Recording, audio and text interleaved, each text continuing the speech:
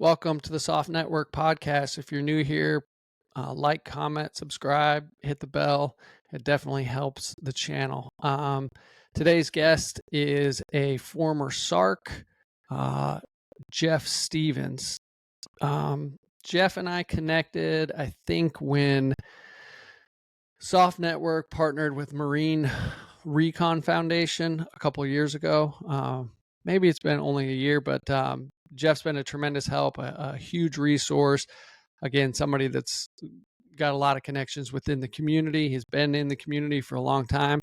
Let me share his quick bio. So Jeff Stevens was born in Jericho, Vermont, a small town in rural farming area. He's a legacy Navy man. Both of his grandfathers served in World War II on both fronts. His maternal grandfather was a Pharmacist Mate second class and stormed Iwo Jima with the 4th Marines. His advice to Jeff was to become a corpsman and work with the Marines. He said they'll take good care of you. Jeff enlisted at 17, was off to boot camp in February of 92. After 2 years at Naval Hospital, he assessed for the Special Amphibious Reconnaissance Corpsman Pipeline, also known as the SARC Community. Upon graduation, he was assigned to 3rd Recon Company in Japan. He's worked with the following commands: 3rd Recon, 1st Recon, 4th Recon, 1st Marine Special Operations Battalion, the JFK Special Warfare Center, and JSOC.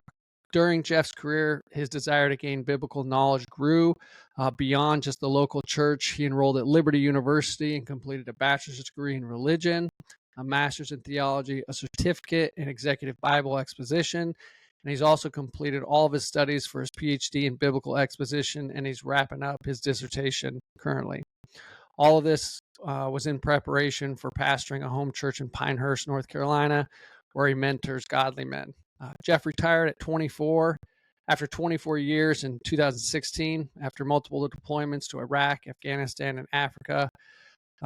Currently retiring in Pinehurst, North Carolina to enjoy life with his wife, Carol, and his daughters, Sadie and Caitlin. He currently works as a government contractor. Carol continues to love and serve their family and church. Sadie is an aspiring Air Force pilot, and Caitlin is an aspiring writer who is working on her master's in apologetics.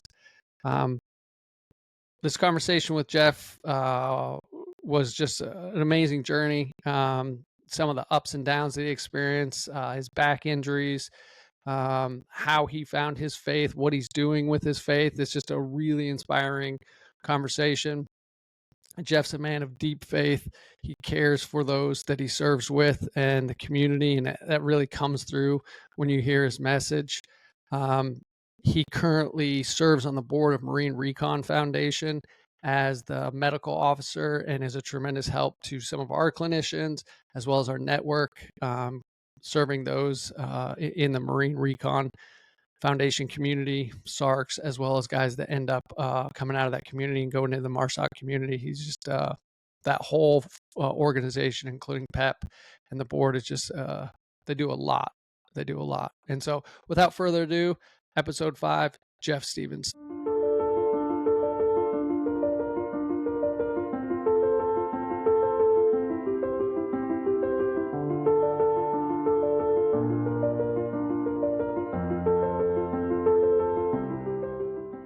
How's your day been so far? The day is good. Doing a lot of meetings, mostly this morning, and I had to go patch up a tent. A friend of mine is having his kid's birthday party. He's got 3 little boys, so I was over there fixing a tent so we can have that ready for Saturday morning. So part of our church family. Cool. That's been my morning. I hear you. I like the hat, by the way. Thanks. The alma mater, got to represent. How many degrees do you have from them at this point? I have an undergrad in religious studies. I have a master's degree in theology with a focus in biblical studies. I have a certificate in executive biblical exposition. And I've finished with my studies, my PhD studies in biblical exposition, and I'm finishing the dissertation. And then, God willing, I'll have a PhD in biblical exposition as well. That's incredible. I'm going to get there because I've got a ton of questions on all of that. I'm just very interested in individuals that come out of the community like how their faith was either shaped on the back end or through it. I've met guys that, had a faith at the beginning and held true all the way through, but then individuals that had no faith and then found a faith on the back end. So I want to hear that. But where'd you grow up? Tell me a little bit about where you grew up. I grew up in Vermont, little farming town, Jericho, Vermont, mostly dairy farms around. Lots of great maple syrup, of course, and Cabot cheese. If you're familiar with Vermont, it's a postcard picture every corner that you turn, right? We've got 4 distinct, beautiful seasons. That town was about 1,200 people, so it's a really, really small place. I grew up as an only child. I do have a brother and a sister that are from one of my parents' previous, but essentially grew up on my own as an only child. And then I was kind of a legacy Navy guy. Like both of my grandfathers were in World War II as Navy guys, and I had some uncles go to Vietnam. My father did not, to health reasons. But when you grow up in a small community like that, like a lot of guys do, and there's not a lot around you, you start to wonder when you encroach on your graduation from high school, like, what's the next thing? So for me, the next thing was, I have no idea. So walking into the recruiting office was the next thing for me. So at 17 years old, I did and shipped out well before my 18th birthday and joined the Navy, left Vermont and never went back. And that was 1992, I guess, in February. So it's been a long time. What did your grandfathers do in the Navy? I had one grandfather that was, I can't remember what his rate was, something to do with communications. And he was on a ship in Europe during the war. That was my father's father. And then my grandfather on my mother's side was a pharmacist mate, which is the precursor to a corpsman, which is what I did. And he went to pharmacist mate school at the beginning of World War II and shipped overseas on the USS Sanborn and was actually went up on the beach to Iwo Jima with 4th Marines on the Blue Beach and was there for most of the month, I think about 3 weeks, if I remember right. And then was injured pretty badly, blew his eardrums out due to a grenade and was evacuated off from that back to a Navy boat and then finished up his time and went back home. So it was him that lived closest to me. And I said, what do I do if I join the Navy? And he said, be a corpsman and go hang out with the Marines and they'll take good care of you. So seemed like decent advice. Was he the typical grandfather that, kind of envisioned, being close to home, shared the stories about, growing up and then going off to the war? Or I'm curious what your relationship was like with him. Yeah, I was close with him. He was a very nice man, but he carried a lot of demons. I'd asked him, gosh, I must have been 12 or 13 years old. I remember it like clear as day, sitting in this kind of parlor room that they had in their house. And he would sit in there and smoke a pipe in his older years. And I said, what was it like being in the war? And his response was something like, what do you think it would be like waiting around in knee-deep blood of all of your friends? And so it was kind of a lesson to me. Maybe I don't ask Grandpa about the war. Of course, if you're a Pacific theater buff, there was a couple of the conflicts that were extremely brutal.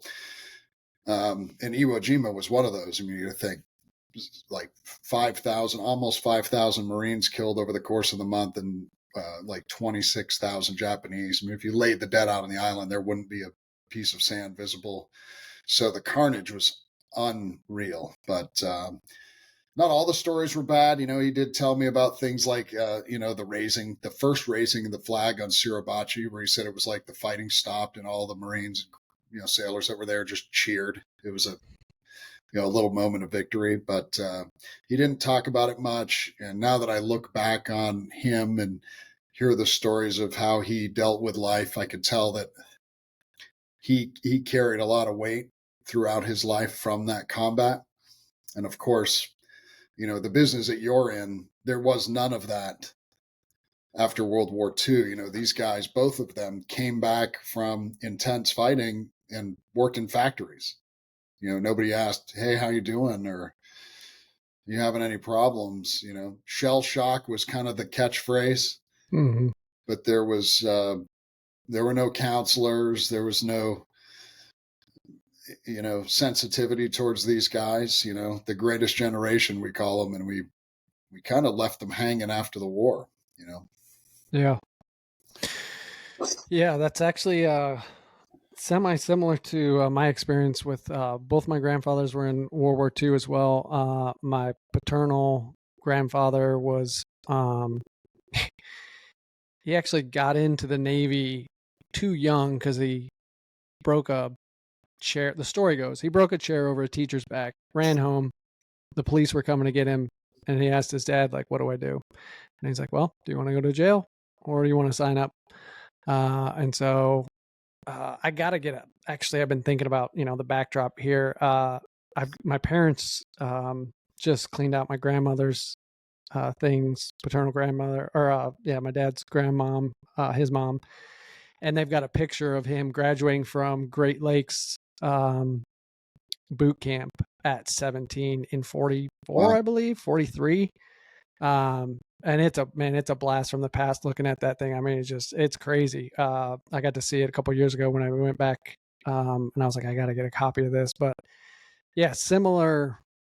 He ended up on what was known as the Splinter Fleet. They were wooden boats. They were the smallest, I think, commission boats, 110 feet long. And they sailed across the Pacific. There's a great book called Splinter Fleet, but they were sub chasers and originally developed in World War One, and in World War II they were used a lot in the shallow waters in the South Pacific, and so they would many times be. I'm trying to recall the actual verbiage, but basically they would get close enough to the island and be able to coordinate because of the shallow draft, it being a wood ship, but it was big enough that they could have officers on it and whatnot. But yeah, always a pretty serious guy. And when you asked him about the war, there was usually some gruff response. So Yeah, it's understandable, right? I mean, if we look back, like I said, we call it the greatest generation. These guys, they saved the world. They saved the world. I mean, it's nothing like we've seen since. Um, and they came back, and people were thankful, I guess. I mean, they didn't have the poor reception that the Vietnam vets had, but the reality was they didn't really have a reception that said, hey, we care about that time you spent over there and that you were injured or wounded, and how can we best fix that. You know you see the beginnings of the Veterans Affairs Department coming online, and kind of what a horrible idea that was for the government to get involved in healthcare at that level. It's like, instead of giving guys some sort of benefit that allowed them to go in the market and get what they want, the government tried to come up with its own solution. As we've clearly seen over the past 70 years, it's not been the greatest way to deal with things. So guys fall to the wayside. They don't get the care they need. And it's really unfortunate that a lot of these great men and women literally saved the planet from two of these huge powerhouses that not just two. I mean, obviously you had the Axis, but they're how different would the world look today if these people hadn't stood up? And like your grandfather, a young guy, 17, all these stories of guys and gals, 15, 16 years old, like they want to go save the world. And it really was a great generation of people that we kind of left hanging when they came back. So it's a tragedy. It's a success and a tragedy all wrapped up in one. Yeah, the other piece that I consistently think about just from a conceptualization standpoint in my work is, a lot of them also went through or experienced at a young age the Great Depression. And everything we know about emotions and trauma and all that, like all of that, was so psychology, whether this is 100% accurate, I like to think, modern medicine was probably in its early 20s at that time. Like we knew a good bit, whereas psychology and neuroscience was probably like I don't know, grade school years, if you want to put it in that vernacular. And so they just didn't know. And then of course they raised our parents, and, you know, coming out of two extreme world events where they were just trying to survive, the idea of like, hey, I'm going to nurture my son or my daughter's emotions and balance that with like Right. being tough, but at the same time, like keeping them emotionally close. That wasn't even a thing. It was suck it up, you know? And then that rolled into your parents, my parents, and luckily we've got the research really of the last 20 years that showed us, hey, there's a lot going on here, and it can be both and. But to your point, the world, yeah, I think it would be drastically different if things would have went different back then. Yeah, absolutely. Absolutely. So granddad had a profound experience or impact on you, sounds like. So you go down to the recruiter. What made you choose the Navy? Yeah, I think both of them being Navy men was the thing that guided me in. I'd had a buddy of mine in high school that he had decided he was going to join the Navy as well. And I was like, that sounds like a good idea. Let's just go down together. And being a young guy, that I didn't have a lot of good direction as a kid. I'm not going to complain about my childhood, but I did not have the tools to know what I should do next. And so I thought, well, I'll just enlist. That'll be the thing that I do. And this guy wanted to go be a SEAL. And so he kind of wrapped me in. You know, I was a fit young kid. You know, I played hard and I played hockey growing up and a little bit of football my last year of school, and ran some track, but just kind of tried to fill my time with things that were physical. So it seemed kind of like the thing to go do something that's physical, not something regular. So I thought, well, that's cool. So I came in, and back in those days, there was no sort of contract to get in to go do something like that. So you just enlisted and then went. And then at some point you got to take a test to see if you were physically fit enough to go. And so I think in boot camp, I had the opportunity to go at like 4 o'clock in the morning to the pool, and there was a dive motivator there, and they would, you know, run you through the physical fitness test and mark you out somehow as this person wants to go to a dive. I think it was considered a dive program, even buds back then. Anyhow, I did. I went to boot camp and did that, and then went to Naval Hospital Corps School in San Diego. And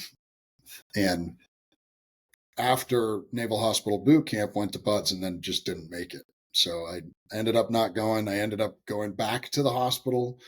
I think the division leading petty officer, who was a SEAL, was a little bit fond of me. I mean, he knew I wasn't a, you know, bad kid or anything. And he kind of asked, where do you want to go? Can we help you go somewhere where you can come back if you'd like?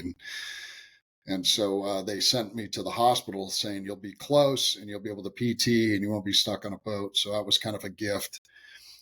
And so I went there. And while I was there, the kind of the recon motivator, the Marine Recon motivator, was working at the Naval Hospital Corps School. And they had just come out with a brand new pipeline. And that new pipeline was to become a reconnaissance corpsman, or what they were calling a special amphibious reconnaissance corpsman. And so there had been these recon corpsmen since since World War II, really, when they stood up the first recon battalions. But there was never an official naval enlisted classification to say that you're actually this thing. They had regular Fleet Marine Force corpsmen that were in and out of the commands, and then the SEALs had created an NEC, and then recon guys had dovetailed off from it. But finally, and I think they started working on it in about 92. By 94, they had developed and were implementing a pipeline to go be a recon guy. And I thought, that's cool. I'll go try that and see. You know, it wasn't what I came in to do, but, and again, it was kind of like, I was easily influenced. A friend of mine that I worked at the hospital was like, hey, there's this new thing. We should go try it out together. And oddly enough, he never went did it.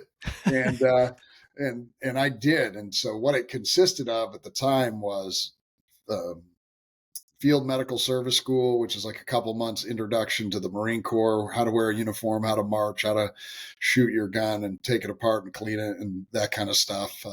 A little bit of trauma medicine. And from there, you went to the Reconnaissance school. The one that I went to doesn't exist anymore. I went in 1994. It was called Amphibious Reconnaissance School. It was in Fort Story, Virginia. They closed that, I think, in 2000. It's all on the West Coast now, up at Camp Pendleton. I went to that school and then down to Marine Combat Dive course. I was in the 3rd MCD. The Marines used to go to scuba school and then back to the unit and learn the other diving techniques, LAR-5, the Drager, the rebreather. So they had established a new course in Panama City, so I got to go through that, and then Army Airborne School in Fort Benning, and then back down to Panama City to go through the dive medicine course, which at the time they called Amphib Recon Corpsman. And then from there, the 18 Delta course was something they had put in the pipeline for us. The first guy to go through for us is a guy named Steve Garrett. He was the enlisted technical leader at the time, and he got it put into our pipeline, which was phenomenal. I went to the old course. It was in the second to last course in San Antonio. They called it 300 F1, Special Operations Medicine. And you did a 6-month portion of the course, which focused on a little bit of clinical medicine and a bunch of trauma medicine. And then the 18 series guys, the Army SF guys, would go to Fort Bragg and finish the rest of their course, which was a lot of pharmacology, anesthesia, and surgery. And so how they had broken our course up for the recon guys was you went to the short course, what they called it, and went to your unit for a few years and worked. And after you became a little more senior, you went back to Fort Bragg and you would finish the second half of what we called the long course at the time. So I did the short course. And then at the end of that course, I got orders to go to Okinawa to be at 3rd Recon Company. So that was my introduction to the community, was 3rd Recon. So that's where it all started. It was in the jungles of Central Training Area, Northern Training Area of outside of Camp Schwab in Okinawa. What was that experience like? Any encounters with wildlife or anything like that? Okinawa was fun. This was the mid-90s. It was the Clinton years. The military wasn't getting much love from the government at the time. And this is a lot of units. Even the guys that were working at the best units knew things were not as good as they could be financially. And for us, they were tough. I mean, the special equipment that I got when I checked in was like a larger ruck, a couple of carabiners, and a sling rope, an extra water bottle because you're going to be out in the jungle longer. We did a lot of walking through the jungle. I did get to travel in Asia quite a bit. I think we hit Vladivostok, Russia, Thailand, Korea. I went and worked with the Korean Rock Marines. I went all over. You're stuck on Camp Schwab with your platoon of guys who's all like these young, motivated, fit recon Marines who have this special mission set that falls, into a special place in the Marine Corps and on the Marine Expeditionary Unit. And you just think you're 10 feet tall, you're as fit as you'll ever be in your life and as hard-headed and as motivated as you'll ever be. And the thing when I get to talk to young guys and they wonder, where should I go? What should I do? And I'm like, don't worry about it. Because wherever you go first, you're going to love those guys and you're going to have a great time, whatever you're doing, whether it's out on the range shooting or you're patrolling through the jungle somewhere.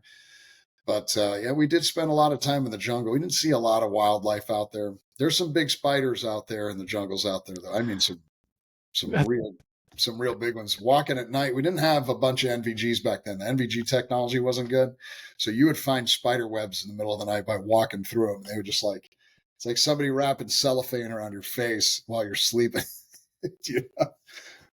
But I had a great time over there. I only did a year. Back then it was a year on a company tour and then back to California to 1st Recon. No, as far as the wildlife comment, that's exactly what I was referring to. I was curious if you experienced that, but I've talked to a few individuals in that community over the years, and that's the reoccurring theme that I've heard over and over and over again is the spiders. Yeah. So, well, there are one of the deadliest snakes in the world lives in the jungle out there. It's called the brown habu. Habu is it's a big, fat, short snake, and they're pretty docile if you don't mess with them.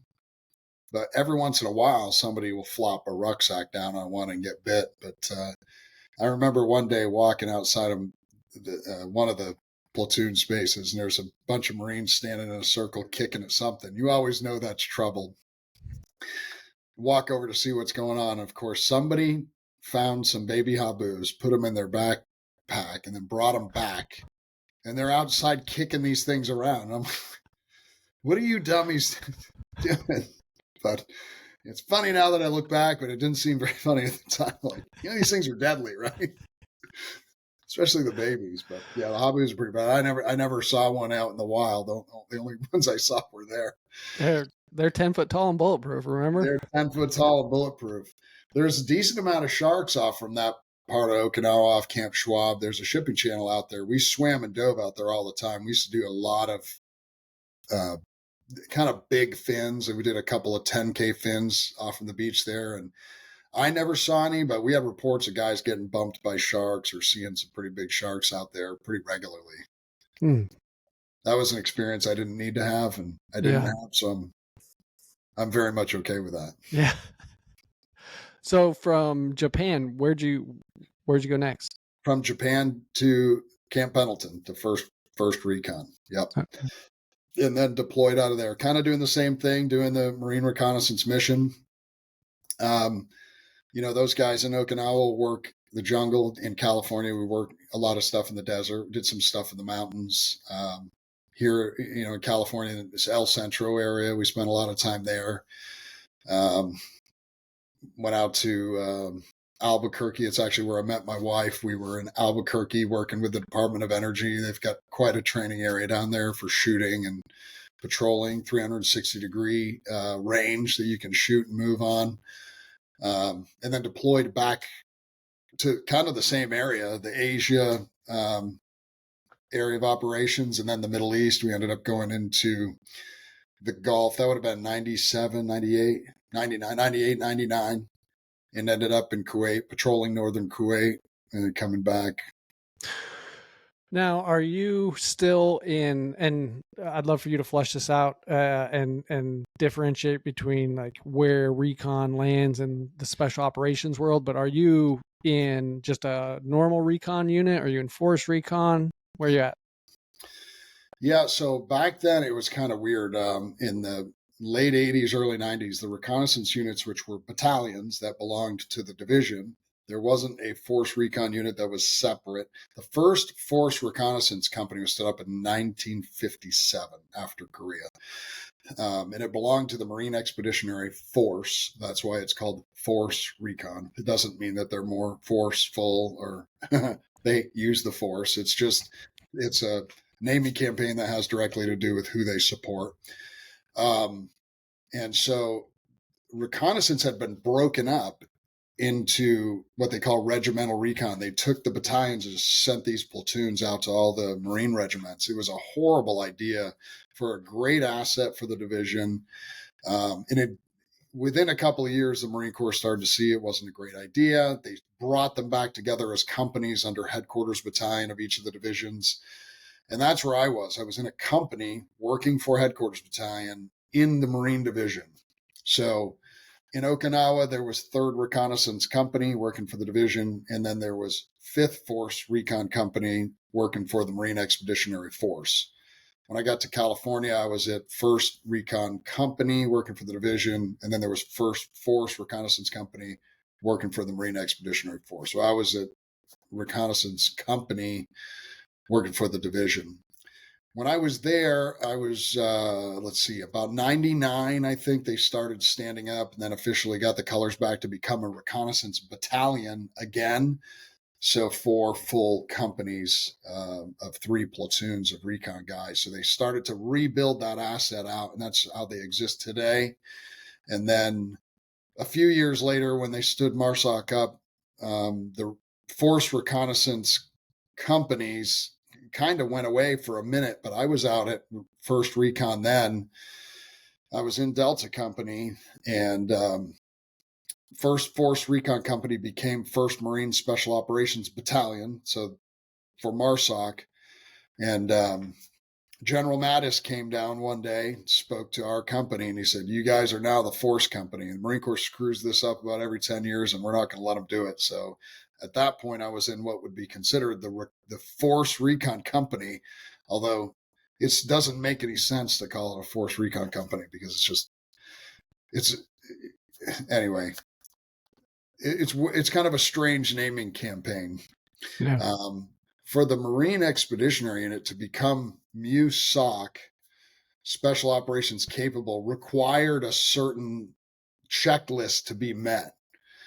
And part of that checklist that the Marine Corps had come up with on the ARG, or the Amphibious Readiness Group, which is a 3 Navy ship, amphibious landing team, was this battalion of infantry Marines, some air assets, some artillery assets, Amtrak, some other amphibious vehicles. But part of that was to be able to do a certain reconnaissance mission, which was usually fed by the Recon Battalion, and then to do an in extremis hostage recovery, so a direct action mission, which was done by the Force Reconnaissance Platoon. So usually the Recon Battalion platoon would go in and do all the reconnaissance, and then they would call in the assault force, and the assault force was done by the Force Reconnaissance Company. I think that's changed quite a bit since I was a young guy. I think the MUSOC has changed, but that's how it was when I was a young guy. When I was there and we set up the Force Company, that was 2006. I had just come back from my second push into Iraq. And I did that whole workup with that platoon, and then I got called up to go up to MARSOC. So they were standing up all of those companies there, and they were like, "Hey, we need SARCs up here." So I ended up driving 10 miles up the road and checking into MARSOC. So I left the reconnaissance community and went to MARSOC in 2006. So I want to back up just for a second. Got a couple of clarifiers. Not many people. I'm glad you clarified what the Special Amphibious Reconnaissance Corpsman is. How small is the SARC community? Yeah, I don't know how many exactly are on active duty right now, but it's just over 200. So, and I actually think they've just renamed it. They've renamed them Special Operations Independent Duty Corpsmen because all of them now fully attend the full 18 Delta course. And when they come out the other side, they're what the Navy calls an IDC, an Independent Duty Corpsman, which is an actual healthcare provider. You get a provider number and the whole bit. It's kind of cool. It's a good asset to be able to have, not just deployed, but at home. It's always been a struggle because you just can't make enough guys. And they don't just serve Marine reconnaissance. So this little over 200 guys, 220 guys, something like that, serve all of the reconnaissance battalions, whether that looks like regular reconnaissance platoon or a direct action platoon. They work at JSOC. They work up in Virginia Beach at one of the special mission units up there, and they're at MARSOC all throughout MARSOC. And then there's some other small components here and there that have some onesie twosies and some shore commands. So we're spread pretty thin. So between attrition and the pipeline, because there is some attrition, the medical course gets some guys because it's pretty intense. Didactic learning. You got to kind of put your nose to the grindstone and study, just regular learning. You can't beat it with push-ups. You got to, use your brain. And then things like the basic reconnaissance course and dive school are physically demanding, and that gets a lot of guys as well. So it's really tough to keep them full. So yeah, about a little over 220 guys, I think. Pretty small community. Yeah. Going back to recon and force recon, a lot of misconceptions. Where do they fall when it comes to the idea of SOCOM? Do they land in SOCOM? Do they work with SOCOM? Flush that out. Yeah, so no, they are not. So back in I think it was Al Gray, if I remember right. Somebody might hip check me on it. Was the commandant in the late 80s when they stood up SOCOM in 1988. And the components and the SecDef at the time were looking for a way to set aside special missions and be able to utilize them without using conventional forces. So, this allowed the military to do certain mission sets without having to pull from those components. Those components had their own special units with their own commanders, right? And the Navy with the SEALs, they moved over. The Army SF moved over, the Rangers as well. I'm not sure if the Air Force did right away with the pararescue men and the controllers. It might have taken them a couple of years. I don't remember off the top of my head, but Marine Reconnaissance was offered the opportunity to do that, and they said no. So they already had what was called a special operations capable concept, which was to do certain mission sets off from the Marine Expeditionary Unit, which is kind of understandable because if you look at the history of the MEU, things that you read in the news throughout the world where there are Marines deployed and things happen. There were Marines from the MEU in Mogadishu, Marines the MEU, Panama, the initial invasion into Afghanistan. There were Marines from 2 reconnaissance platoons in there, and then eventually some other follow-on units. So it's a very capable, very lightweight, quick reaction force, and it works well. And I can see why the Marine Corps didn't want to go down that route. It's also SOCOM's expensive, to maintain those. People often forget SOCOM's not a component, so the components actually have to pay into SOCOM to have those things be perpetuated. So, yeah, that whole period of time up until 2000, well, when the first SOCOM Detachment 1 for the Marine Corps happened, which was 2003, I think, is when they started to officially form. Up until that point, Marine Reconnaissance, Force Reconnaissance never did or does belong to SOCOM, although they're worked with SEAL platoons and SF guys in all places throughout the world and in training, but just didn't fall underneath that chain of command. Now, when the DET stood up, it still belonged to the Marine Corps. It didn't have a SOCOM unit, and it deployed under NSW. And that they created their own little task force with a platoon of Marines and then a platoon from, I believe it was SEAL Team 5, and deployed together in a task force. And then when they came back, at the time, SecDef Donald Rumsfeld was essentially telling the Marine Corps, you will have a SOCOM asset. And so that's when MARSOC came to be. In 2005, they stood up the first 2 Marine Special Operations Battalions. Those are underneath SOCOM, which now they're called Raider Battalions. So 1st, 2nd, and 3rd Marine Raider Battalion. Back up. Yep. So, first of all, no, I really appreciate that. MARSOC and just the Marines in general, but more so MARSOC, the Marine Recon community, SARC's like small compared to maybe the SF community. So I don't think a ton of people understand some of those components. So I wanted you to be able to flesh that out, and I appreciate it. So you meet your wife in Albuquerque. Next big thing, I'm assuming, is 9/11. Where were you at, and how did that all go down for you? Yeah, we'd gone to Albuquerque for that training, deployed, and then when I came back from that, I had done a couple deployments. There was nothing on the horizon. My wife was from Arizona, was living in Albuquerque, was going to UNM, and at the time there was a reconnaissance reserve unit in Albuquerque. It was part of what's called 4th Recon Battalion. That specific company does not exist anymore. But I had the opportunity to go there to work on it's like being a staff guy. So I was like the staff medic for this company of reserve Marines. But being that my wife was from there, she was pregnant with our first child. We thought it'll be cool she'll have some family around. I won't have to deploy for a couple of years. We'll just go to Albuquerque and hang out for a couple of years and then just kind of see what's next. So that was 2000. So my first child was born in 2000 in May.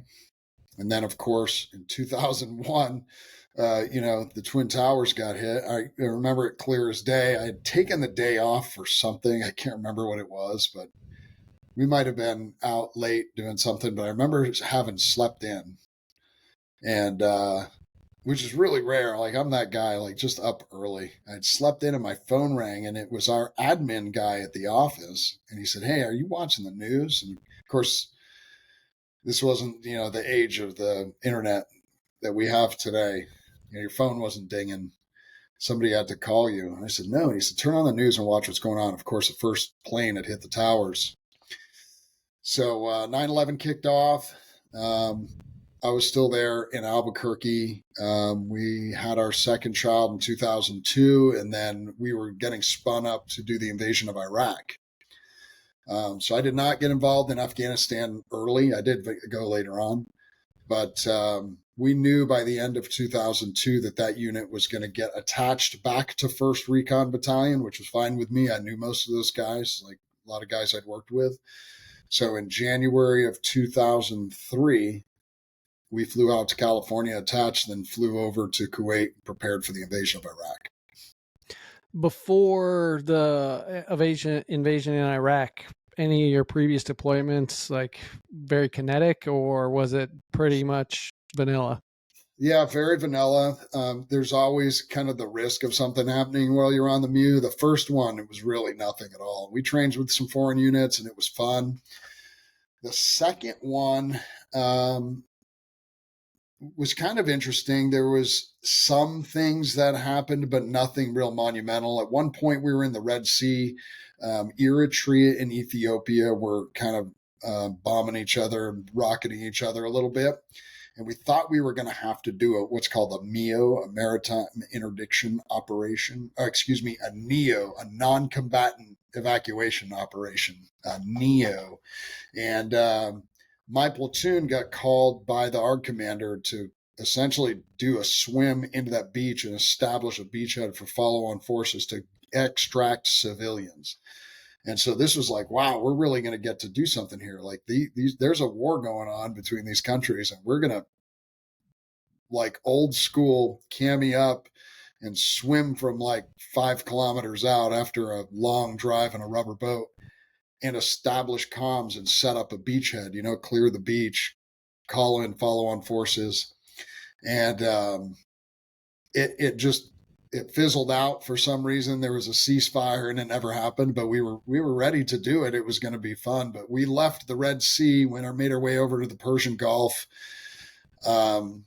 We had the British Special Boat Service, it's kind of like their version of the SEALs, come on with us. At one point, we were doing visit board search and seizures. My platoon was not involved in that specifically, but the corpsman from the SEAL platoon and I had known each other.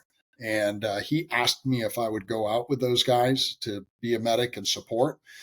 And so we ended up going out. So it was a SEAL platoon, the SBS platoon, and then I got to go out on and do some of those. And most of them were just like boats coming out of Iraqi waters that were just marked to check and see if they were transporting guns or drugs or something like that. And there was nothing kinetic, nothing bad.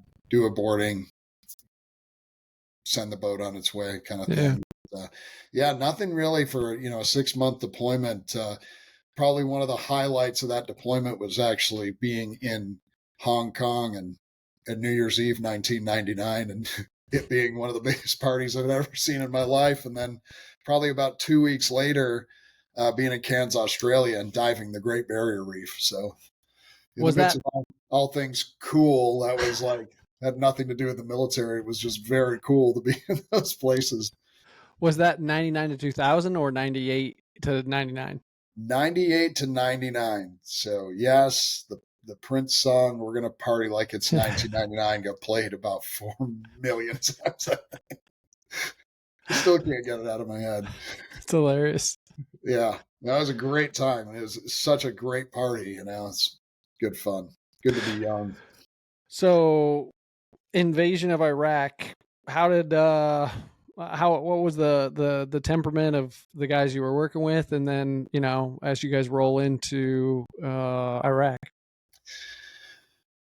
Yeah, it was really interesting. I was just telling this story recently. Before we crossed the line of departure, General Mattis, who was the division commander at the time, 1st Marine Division commander, had called the Recon Battalion in and was just really honest. He was like, look, I don't have like a real big reconnaissance mission for you guys to do. So I'm just kind of, hand you small, limited scale raid type missions as they come up. The kind of the softening of the country of Iraq. There was a platoon from 1st Force Recon, 2nd Force Recon. There were some SEALs in country, a couple of SF teams in country, like doing call for fire targets, things like that, lasing targets for rockets and missiles.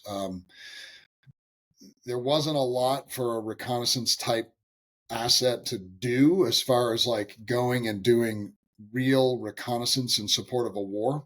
And it didn't look like there was going to be, because the idea was, shock and awe, right? Remember that on the TV? I think even George Bush said it, shock and awe. It's like bomb them into submission and then move as fast as you possibly can and get to Baghdad and exhibit dominance. So unlike a Cold War thing where you're moving slow and you need reconnaissance out there, it just wasn't needed. But we did get called to do some things. You'd go do blocking positions. You'd go pick up a piece of the road somewhere and ensure that there weren't people evacuating the city, rolling up guys that were bad guys, doing some limited raids. It was kind of the Wild West, because it was like you just get a mission. Your commander would come over and be like, hey, we're going to this city. We're going to, up to the 51st Mechanized Infantry Division headquarters, and we're just going to go see if there's any tanks up there. We're going to take all the shoulder-fired rockets and just smash anything that's there. It was kind of like, it's kind of surreal. There wasn't tons of really specific, down to a gnat's bottom guidance on like, we're going to go to this place and do this very specific thing. It was very much like the Wild West, But, to be completely honest with you, as cool as it was to be in a smaller unit with that flexibility of moving around, 99.9% of the weight of that war was just carried on infantry units, digging in and moving hard and pushing every day, just like dirty, violent grunts, just making their way towards the north, just pushing through. And they really were the ones that bore the burden of all of the work during the war. I can't even think of anything we did that would have changed the outcome of anything. It's like every grunt unit that I got to pass and we would spend a few minutes with was they were just working their tails off, just getting some every single day. It really, really is impressive seeing those young infantry guys work. Man, imagine. So MARSOC is starting to get stood up. Was this something that you were interested in? Obviously, they tapped you and said, hey, we want you to come over. Or was this a reluctant because you were at a good spot with a good team? Yeah. So interestingly, when they stood up the first MARDET, one of my buddies called me from there, and they were looking for another medic to be in the initial unit. And I tried to get out of where I was to go over there, but Marine Corps Forces Reserve wouldn't let me out. They wouldn't gap the billet. So somebody else got put in that spot, which is fine. I'm sure they did well. Those guys were all good guys. So I went back to 1st Recon Battalion, did another deployment to Iraq, went to Anbar province in Iraq and worked for another 6 months and some change. It was really good. It was really good. That was all kinetic. It was all essentially just assaulting targets. It was very, very good work. But when I got back from that and they had stood up MARSOC officially, I just got the call from their senior enlisted leader, and they're like, hey, we need to get another guy up here. I had kind of been in that force recon company as it was standing up, but there wasn't a clear vision for what they were going to do over the next year. So I was like, yeah, I think I'm available. My boss at the time was like, yep, go do it. Interestingly, when I got there, I was supposed to go into Charlie Company. And so I'd gone into what's called Special Missions Training Branch, which is basically just supporting the units that are preparing to go out, like helping them get their training done. Because I was going to have about a year before I started doing my workup.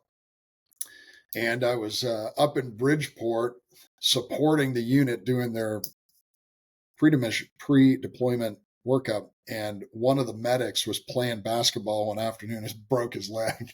Ooh. And I was out in the field that night, and I had come in that afternoon and to my boss's office, and he said, "Hey, what are your thoughts on deploying with this company?" And I was like, "What are you talking about? Like, there's no space in this company. Like, what am I going to do?" And he was like, "Oh, there's space now." So this guy, Tyler, had broke his ankle. He's like, "Tyler's out, so you're in." So I didn't get to do much of the workup.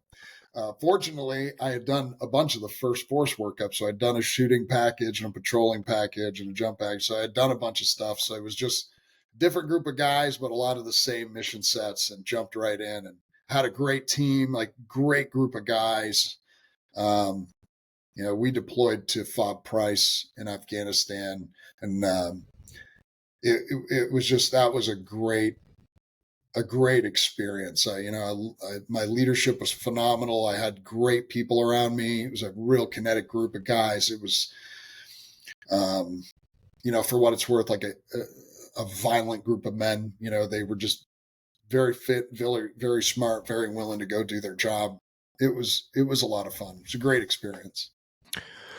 For SARCs, and you probably can only speak to what you experienced, but coming into MARSOC, is there an additional like training selection, or is it similar to like the dog guys where you're doing separate training and then you're being added in? What's that process like? Yeah, so that's kind of changed over the years. So all of the MARSOC guys were recon guys. They just changed the sign one day. The missions weren't different. You just worked for somebody else. You worked for SOCOM instead of the Marine Corps. So it wasn't until I'd been there for probably a year that MARSOC stood up its own assessment selection and then began working on setting up its own initial training course, ITC, that they have now. So the SARCs still to this day do not go through the initial training course or assessment and selection for MARSOC. It's a big debate thing.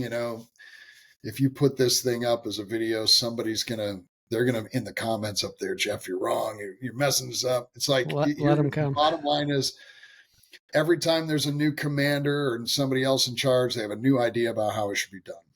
They are happy with the SARCs that they've got, but they probably should put them through assessment and selection.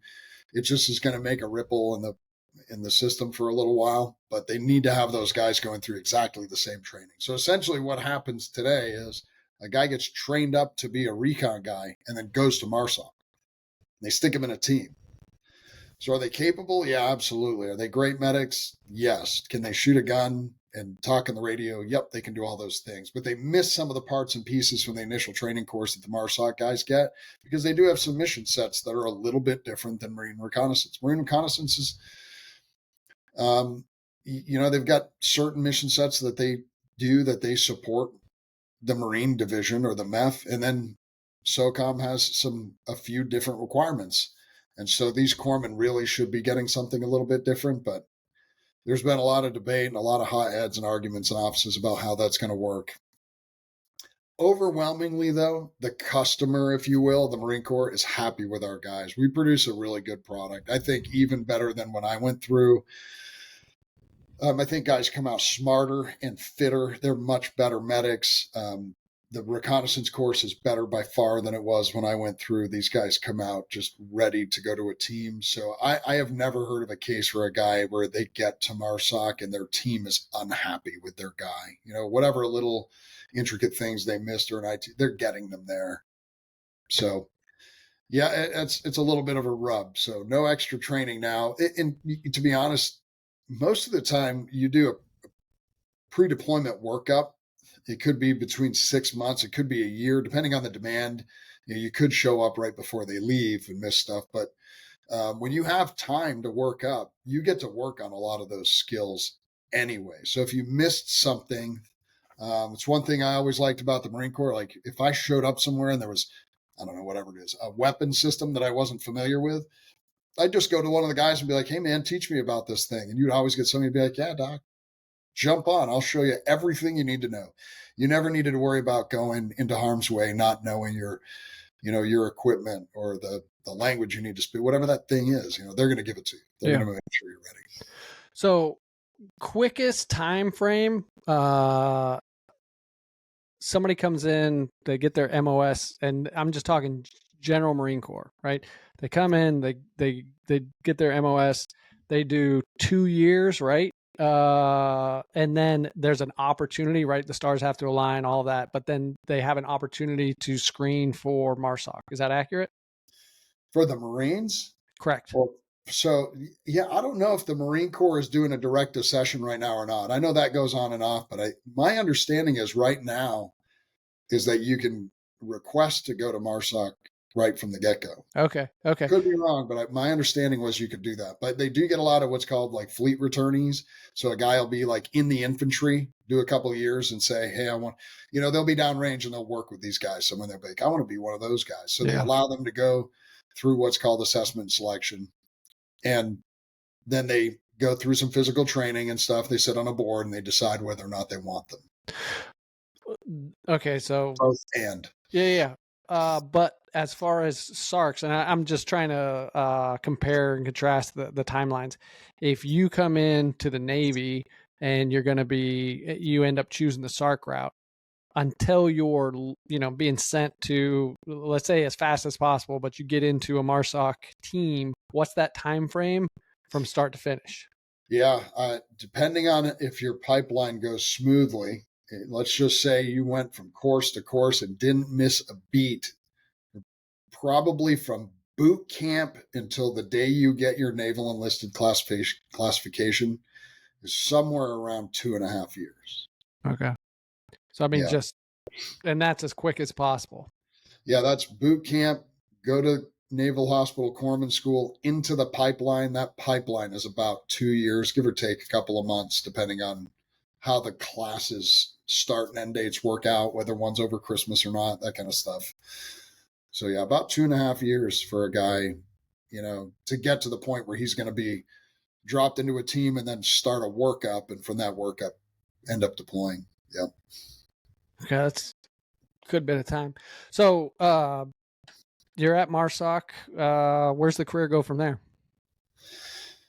Yeah, I was at MARSOC, did a deployment with MARSOC, and that's where I was a late bloomer for my rank, so I didn't pick up chief till about 17 years. It's like, it's kind of a bad kid, but I really liked being on a team. Like, I just didn't want to not be on this idea of picking up rank and going to sit in an office. Never appealed to me. So, but I did end up picking up chief. That was 2008. I was in California. I'd come off of a team. I was back in Special Missions Training Branch and was just really busy. And I was looking for something else. I had done essentially at that point, like, about 6 deployments, and 3 of them were really close together. And I was like, what can I do? My kids now are in elementary school, and I was like, should I go to the basic recon course and teach for a little while? Which was an option, but I'd have to move my family up the coast. And I didn't want to do that because where we lived just in California just didn't work as far as the drive. And I had never been to Fort Bragg as for part of the medic course because, like I said, it was in San Antonio. So I'd asked my boss, Mike, at the time, and I said, what are your thoughts about teaching at the course? And he said, man, I think it'd be great for you. It'd be a good time. And it's just something I never thought I would do. I just thought, why not? Let's give it a shot. And so I picked orders to come to Fort Bragg. I came in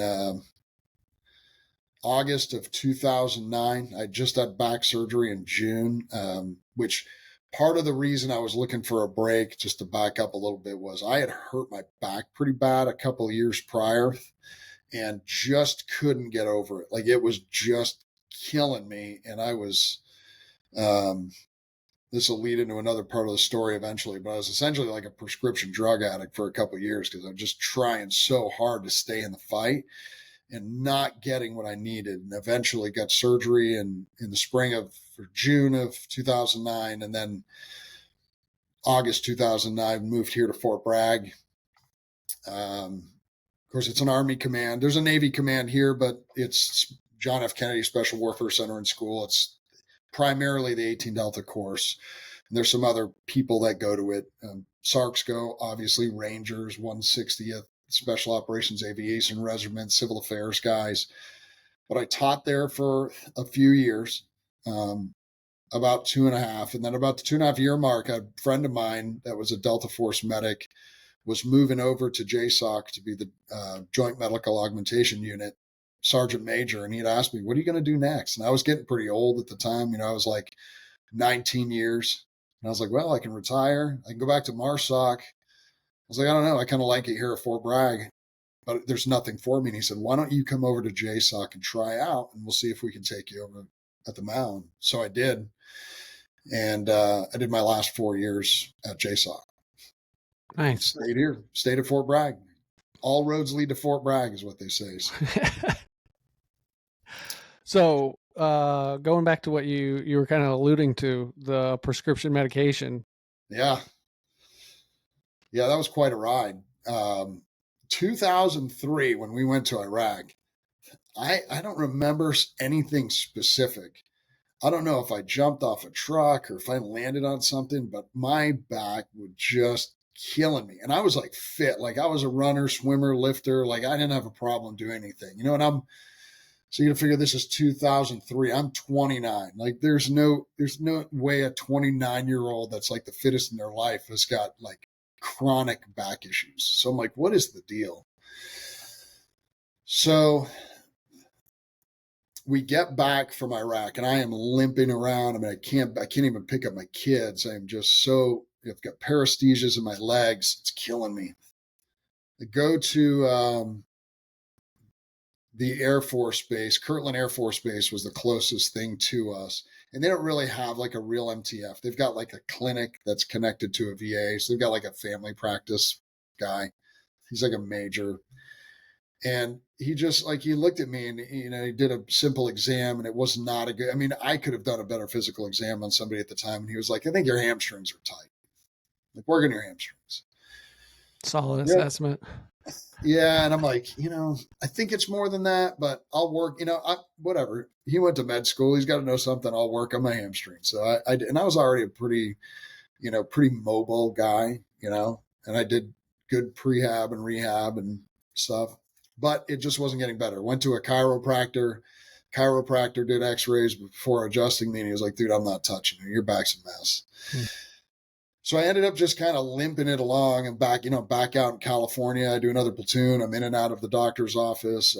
And it's just, it is so bad. And of course, we're carrying kit. You're carrying a helmet, you're carrying a ruck, you're carrying a radio, you're carrying ammo and your gun and all this kind of stuff.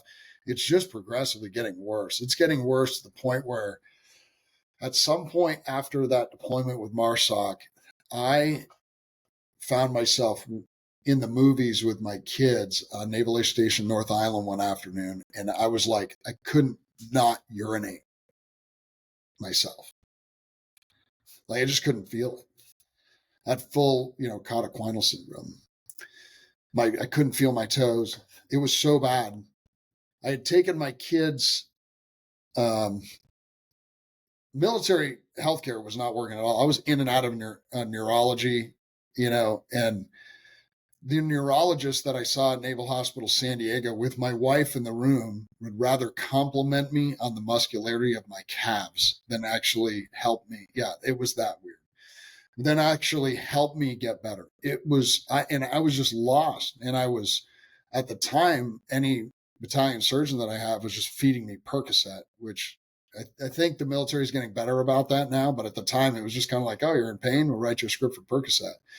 And for me, being a guy who dealt with alcohol for a long time, the best way to get Percocet to go down is with Jack Daniels. That's a problem. And it's not just a me problem. This is it's a real problem across the force. And you don't realize it's happening to you, I think, until you look back on it and realize it did happen to you. But it was just killing me. So I take my kids surfing one Saturday. This is the beginning of 2009. Let me back up a little bit. While I was on deployment, it was so bad. I would go out on mission for a day, 2 days, 3 days. I remember I'd unclip my kit and I would drop it in my truck and I would go into medical, and my senior medic a couple of times would hook me up with Nubane and Phenergan just to get me relaxed enough so I could like sleep, take a breath, and my muscles would relax in my back and not be tightened up. And so I get back from that deployment, it's right back on Percocet. That spring, I had gone surfing with my kids. We get back from the beach. I rinse the boards off. We get the kids' sand all rinsed off. And I walk into the living room and my muscles just tighten up and I fell on the living room floor. And I just couldn't get up. I called my battalion surgeon at home and I was like, this is what just happened. I cannot move. I don't know what I'm going to do. And he's like, all right. You're not going to believe this, but he's like, I'll write you a prescription for Percocet. It's like, all right. So my wife is able to go get it for me from the pharmacy. She brings it home and I just take a bunch of them until it's just, I'm a zombie. Monday morning, I get in my pickup and I drive to, there was a spine clinic that the Navy had. The guy's name was Harris. He was a commander, Doc Harris. It was in Point Loma. And a friend of mine had told me there was a spine clinic there. I don't know why they never referred me.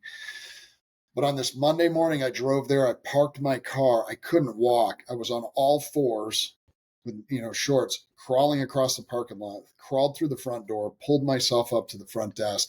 And this poor receptionist who, man, I'd repent if I could, but she's not there anymore. I'm like, I need to see the spinal surgeon now. She's like, well, do you have an appointment? Nope. I was like, I don't care. I want to see him now. And so a nurse came out. She's a commander. And she's like, can I help you? And I'm like, nope. I want to see the surgeon. I want to see him now. This lady, she's instantly hot, right? So she's like, who is this dude who's going to come in here and demand stuff from us? And I wasn't mad at him, but I was just in so much pain. I couldn't be a regular person and full of drugs. And she was like, Chief, because I told him who I was, getting my ID. She's like, get in my office. I'm like, gladly. So she walks out. And when I get around the corner, at this point I'm walking, but I can barely move my legs. She hightails it to her office and I can't keep up.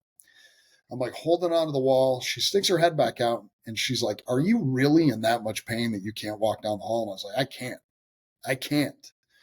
So she said, this is what we're going to do. I'm putting you in for an MRI right now.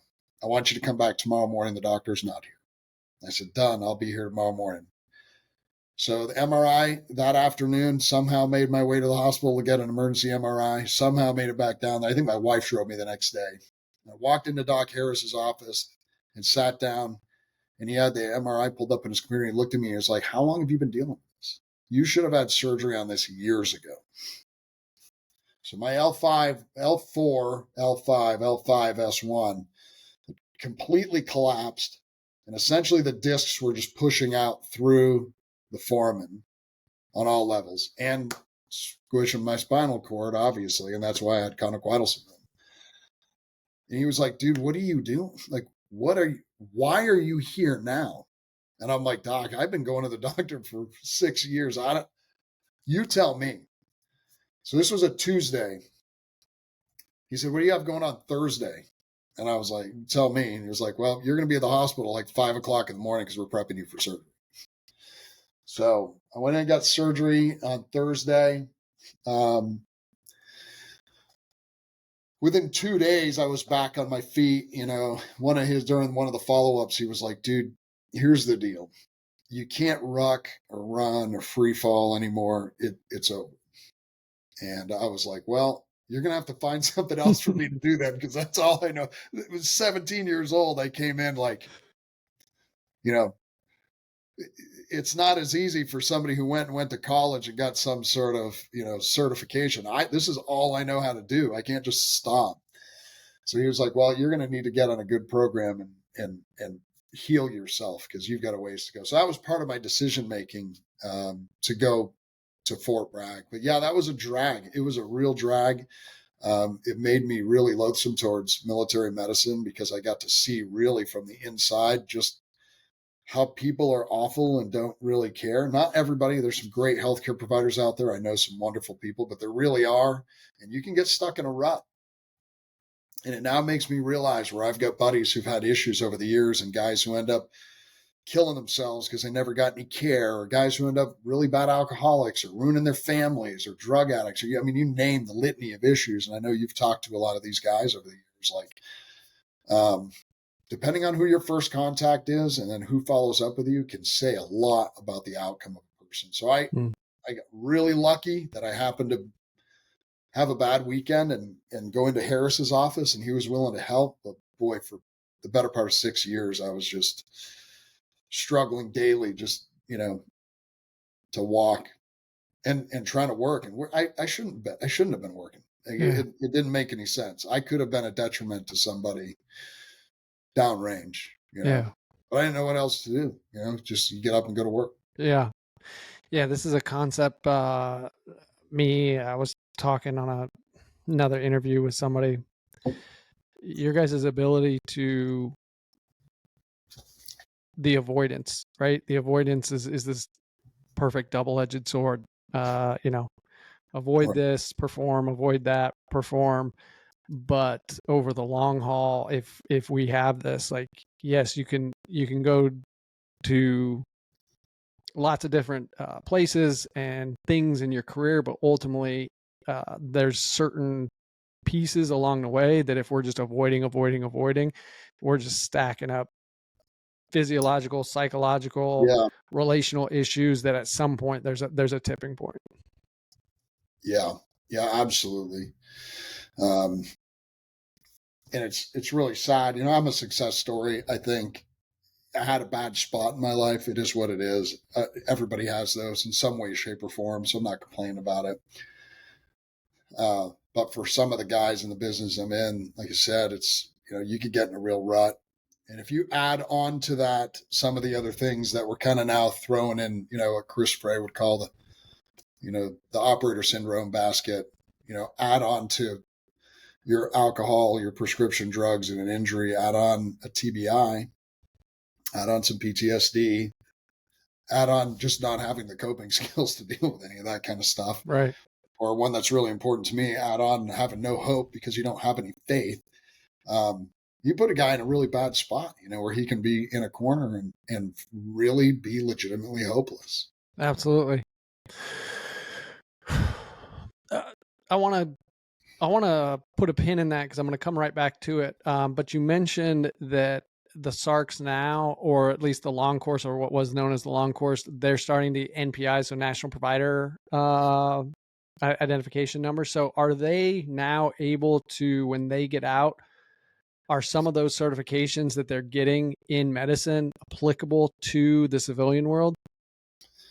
The number does nothing for them except for inside the DoD. Okay. It just allows them some rights as providers for things like writing prescriptions, or putting things into a system that your average, like a nurse or a regular corpsman, could not do, like ordering labs, ordering x-rays, MRIs, that sort of things where you essentially need to be like a PA or a doc or something like that. Yeah. However, not attached to that number, but just because there's been some really good medics over the years that have leaned into the healthcare system. Because, like physician's assistant is born out of Navy corpsmen in Vietnam. That's where that whole program is born out of. It's like, get a guy who's got a bunch of clinical experience, but just doesn't have college, give him some college. I can stick him somewhere and he can, they got more patient contact hours than anybody coming out of a master's program. Right. You see more patients in the military over 4, 6, 8 years than any college student has, because that's all you did. Yeah. So now just add the science, boom, good PA. Now that's changed drastically over the years as well. But what they've done is, so say you're a graduate of the 18 Delta course or the Special Forces Medical Sergeant course, they've partnered with some universities to help get them a leg up so that it's easier to get into some programs, whether you want to get into med school or PA school. So the application process is streamlined. A bunch of the science classes are already accounted for. so that you don't have to just kind of recreate the real wheel and go back to college and do, I don't know, like a basic anatomy course, right? Yeah. You've already done all that. Yeah. So they've definitely streamlined it for those guys. And there's a lot of guys that do. A lot of guys are in 6, 8, 10 years and they're like, I've kind of done it. You know, you get to that point where like, I'm going to end up in an office somewhere because you get more senior and you're like, what I'd like to do is stay in medicine. So guys end up becoming nurses and then nurse practitioners, or nurses and then nurse anesthetists, or PAs, or doctors, radiologists. We have a lot of guys going and doing phenomenal things in medicine. Yeah. The other kind of drum I'll beat as I've worked with different individuals that end up being medics, corpsmen, is, man, it would be nice if there was some sort of transition where, whether they're a SARC or an 18 Delta for special force, fill in the blank, where if they don't choose PA school and they go first responder or whatever, that somehow some of those certifications transition over. I've worked and talked with individuals that it's like starting all over, and it's like, I know this stuff. I've had more experience than some of the people that I'm working with. And the fact that they've got to go right back through some of that basic stuff seems a little bit ridiculous. But yeah, I know. So right now, when they finish the course, they do get National Registered Paramedic. There's a couple of reasons they do it. I'm not sure it's worth the money. A lot of guys don't get out and be paramedics because being a paramedic is kind of it's a step in a different direction, right? Like, you don't have the clinical capabilities that you had after being in that course and working in the military.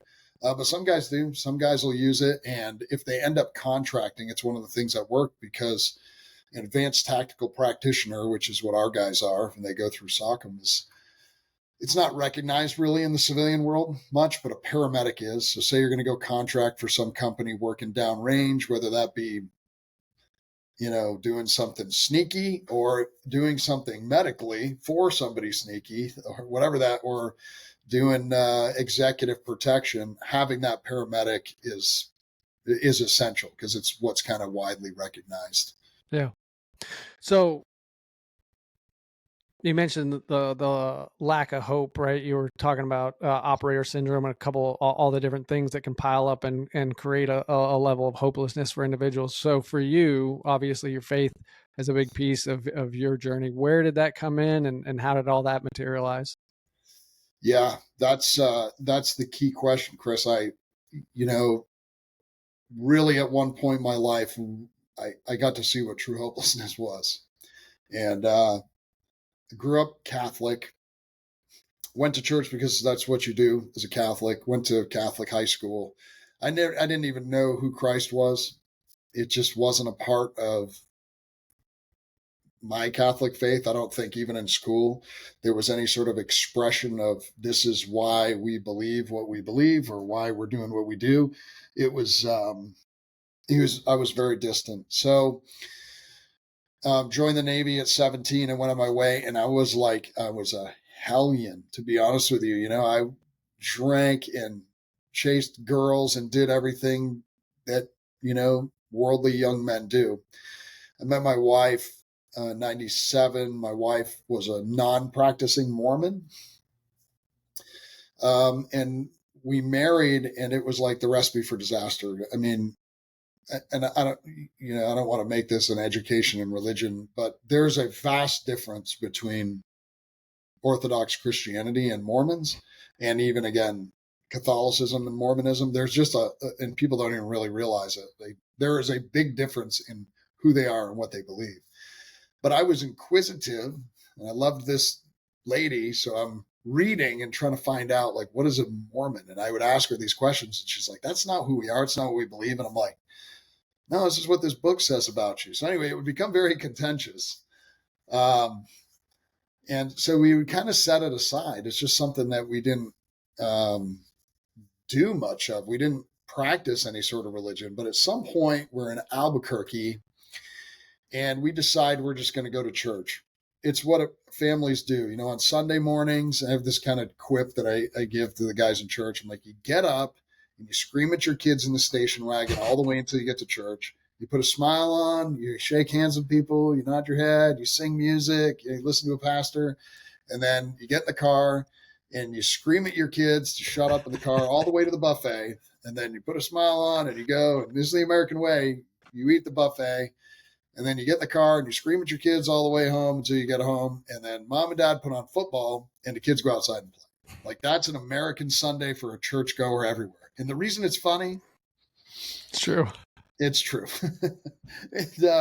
So that's kind of what we were doing. We did it for a while, and I was on shore duty, so I wasn't going to have to deploy. Iraq was a thing that happened that but I had my evenings.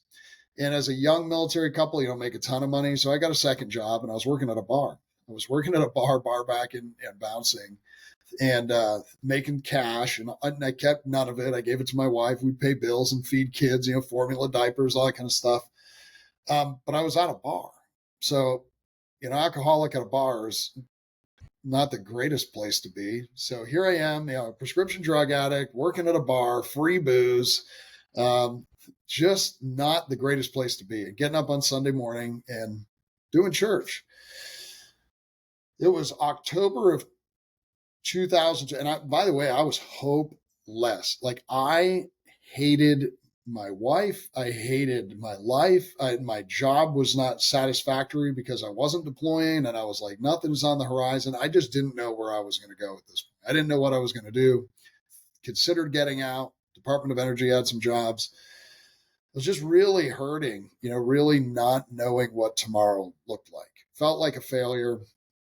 Felt like I wasn't doing enough to keep my wife interested in me as a man. We were newly married, but she wasn't happy with me because of who she thought I was. I wasn't. I was a loser. I was an alcoholic and a drug addict, And so we had gone to church on a Wednesday night, and a ministry had come into town, and I'll spare you the details, but this guy and his wife had a similar experience where their marriage had fallen apart, and it had a lot to do with substance abuse, which I had also in California, not just prescription drugs, but it started to really start to experiment with some other drugs as well, like to include cocaine and marijuana. So I was adding these things into myself, and they don't make you better. You can say they make you feel better in the moment, but they drag you down, right? We're at church on this Wednesday night, and this guy is sharing his testimony. He's sharing his story about how he had just become completely hopeless. His wife hated him, and he hated his wife, and their marriage was falling apart, and he was just at the bottom, and he didn't know where to go. And so it really resonated with me. It was one of those where you're listening to somebody talk and you feel like they're looking at you right in the face and talking to you. There could be 500 people in the room, and you're like, this guy knows that I'm here and he's talking to me. So at some point towards the end of this thing, he's like, if you're hopeless, the only true hope is in Christ. And I swear it was like, I tell people this, it felt like the Holy Spirit had reached into my chest and grabbed my heart, and like it wouldn't beat.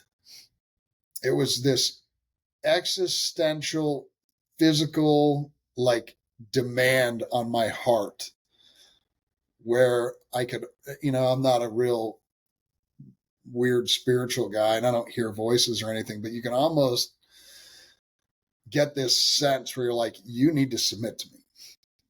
You need to submit your life to me. Like the Holy Spirit was like, I'm not going to let your heart beat again unless you submit. Like, it's time to say uncle.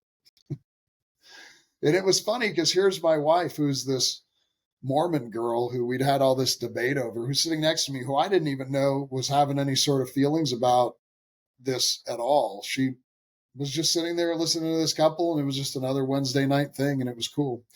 And she stands up and she looks at me and she grabs my hand and she's like, come with me. And she grabbed my hand and dragged me up to the altar of that church that night. I'm not a big altar call guy. That's a part of my past. But like in that moment, I just broke. I absolutely broke. It broke my heart. It broke my mind. It broke all kinds of chains on my life.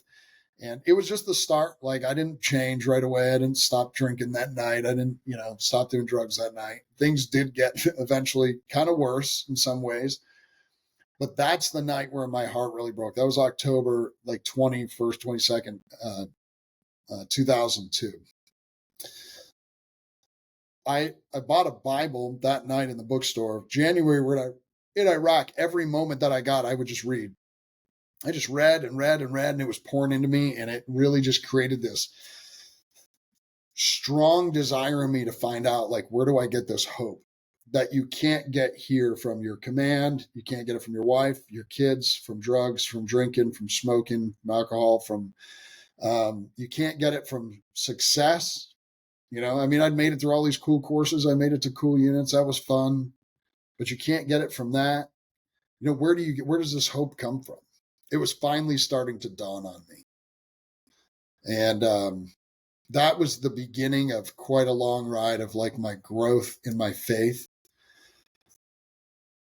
So that was 2002. 2003, we're in Iraq. We come home. I transfer in 2004 out to 1st Recon. At that point, we were going to another church, have this real strong desire to learn more. And I couldn't get enough in church. And this goes back to like, why do you end up with a bunch of degrees when like, I never wanted to be a pastor. I never wanted to work in a church. I never wanted to like teach. I could not possibly get in enough information. So if the church we went to had a training session for an hour on a Wednesday night, I was there. I'd be the first one there with a notebook and a Bible. Like, teach me everything you can teach. I'm the guy, like, walk up to the pastor afterwards. Hey, you taught this, but in my study Bible, there's a note and it said, like, tell me why it's different. So I just needed to learn. And so I ended up enrolling at Liberty in an undergrad in biblical studies because I was like, I can't get enough in my local church. So we'll just go ahead and start working on a seminary degree. And that's how that ended up coming to pass. So, and it's I haven't stopped since. It took a long time to get through a degree on active duty, but I plugged away a little bit at a time. And that has been the thing that's really kept me going. And I'll tell you why is when you use the word hope, people really think that the word hope is kind of like a wish. Like, I hope it rains this afternoon. Be good for the garden. And that's not what hope is. Hope is an understanding of something that's real. It's an understanding that you have security in something. I always turn to Hebrews 11:1, and it really defines hope for us because it allows us to understand that hope is something is real. It's something that is coming, something that has been set. It's a foundation for you. And as I look back across my career at the guys who went off the rails, whether it was, they're estranged from their spouse, estranged from their kids, they've got alcohol problems, drug problems, they've committed suicide, whatever the problems were, almost to a T. I don't know if it's 100%, but it's close. It's closer to 100% than most would think. Is this. Most of those guys were hopeless. And by hopeless, I mean they don't know who Christ is. Because when you have a foundation and understanding that it's bigger than you, that you have something bigger to live for, and I don't mean just living for your kids. That's great. Like, I'm glad you feed your kids. Look, horrible people feed their kids. Right? Horrible people feed their kids. Nazis fed their kids. Nazis loved their wives. They still tried to exterminate a whole race of people. Doesn't mean that they've got hope. What does it mean to have hope, especially hope in Christ? It means that you understand that you want the best for the people around you at all times. Like, I know where I'm going. I know Christ loves me, and that is what my hope is in, and I want that for my wife. I want my wife to have that same hope. I want my kids to have that same hope.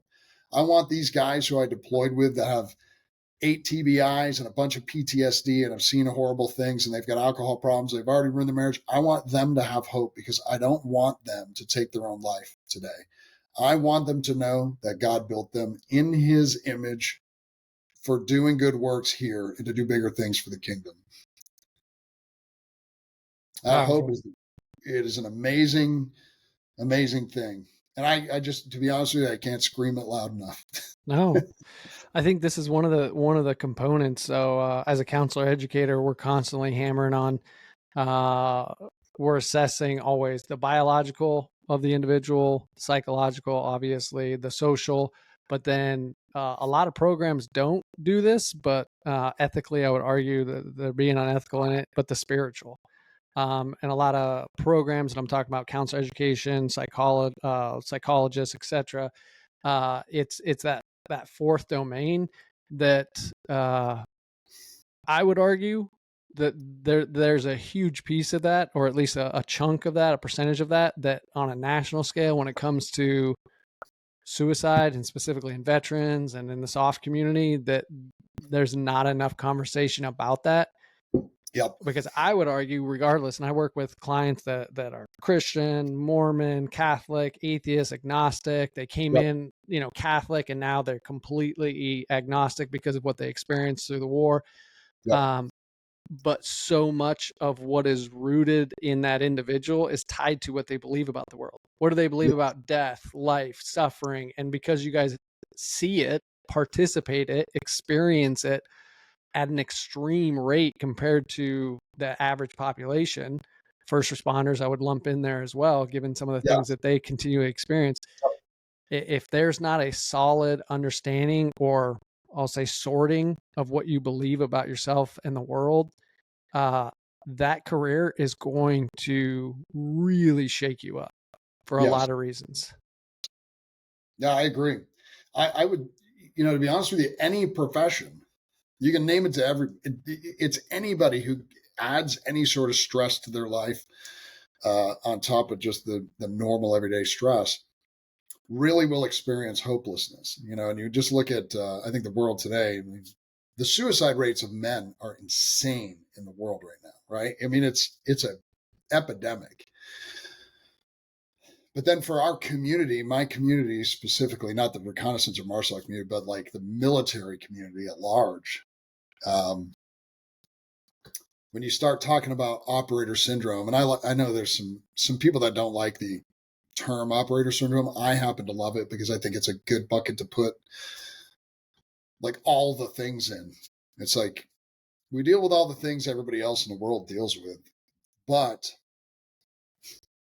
if you followed flashbangs into rooms doing assaults for years and you got your bell rung and you have this constant CTE issue, this concussive events, and then you add, death on top of that, either seeing it, experiencing, or committing some sort of act that results in death, that those drain on you over the years. There's your kind of your clinical operator syndrome issue.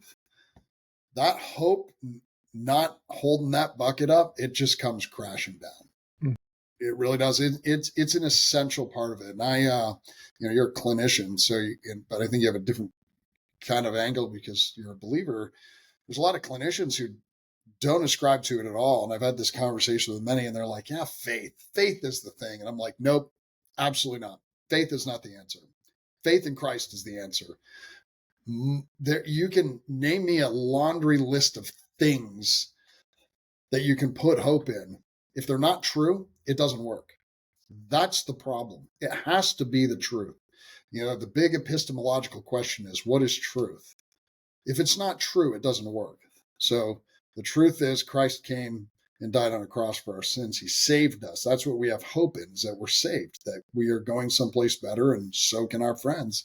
And when they don't understand that, when they don't understand they're created in his image, it's easy to lose that hope. You can place it in a bunch of other things. One of the things that's been a real big problem is the POTF, right? They got a chaplain who's a buddy. He's a former NFL guy. Amazing guy. And he played in the NFL for 8 years. He's got a Super Bowl ring. He gets saved. He joins the Army Guard.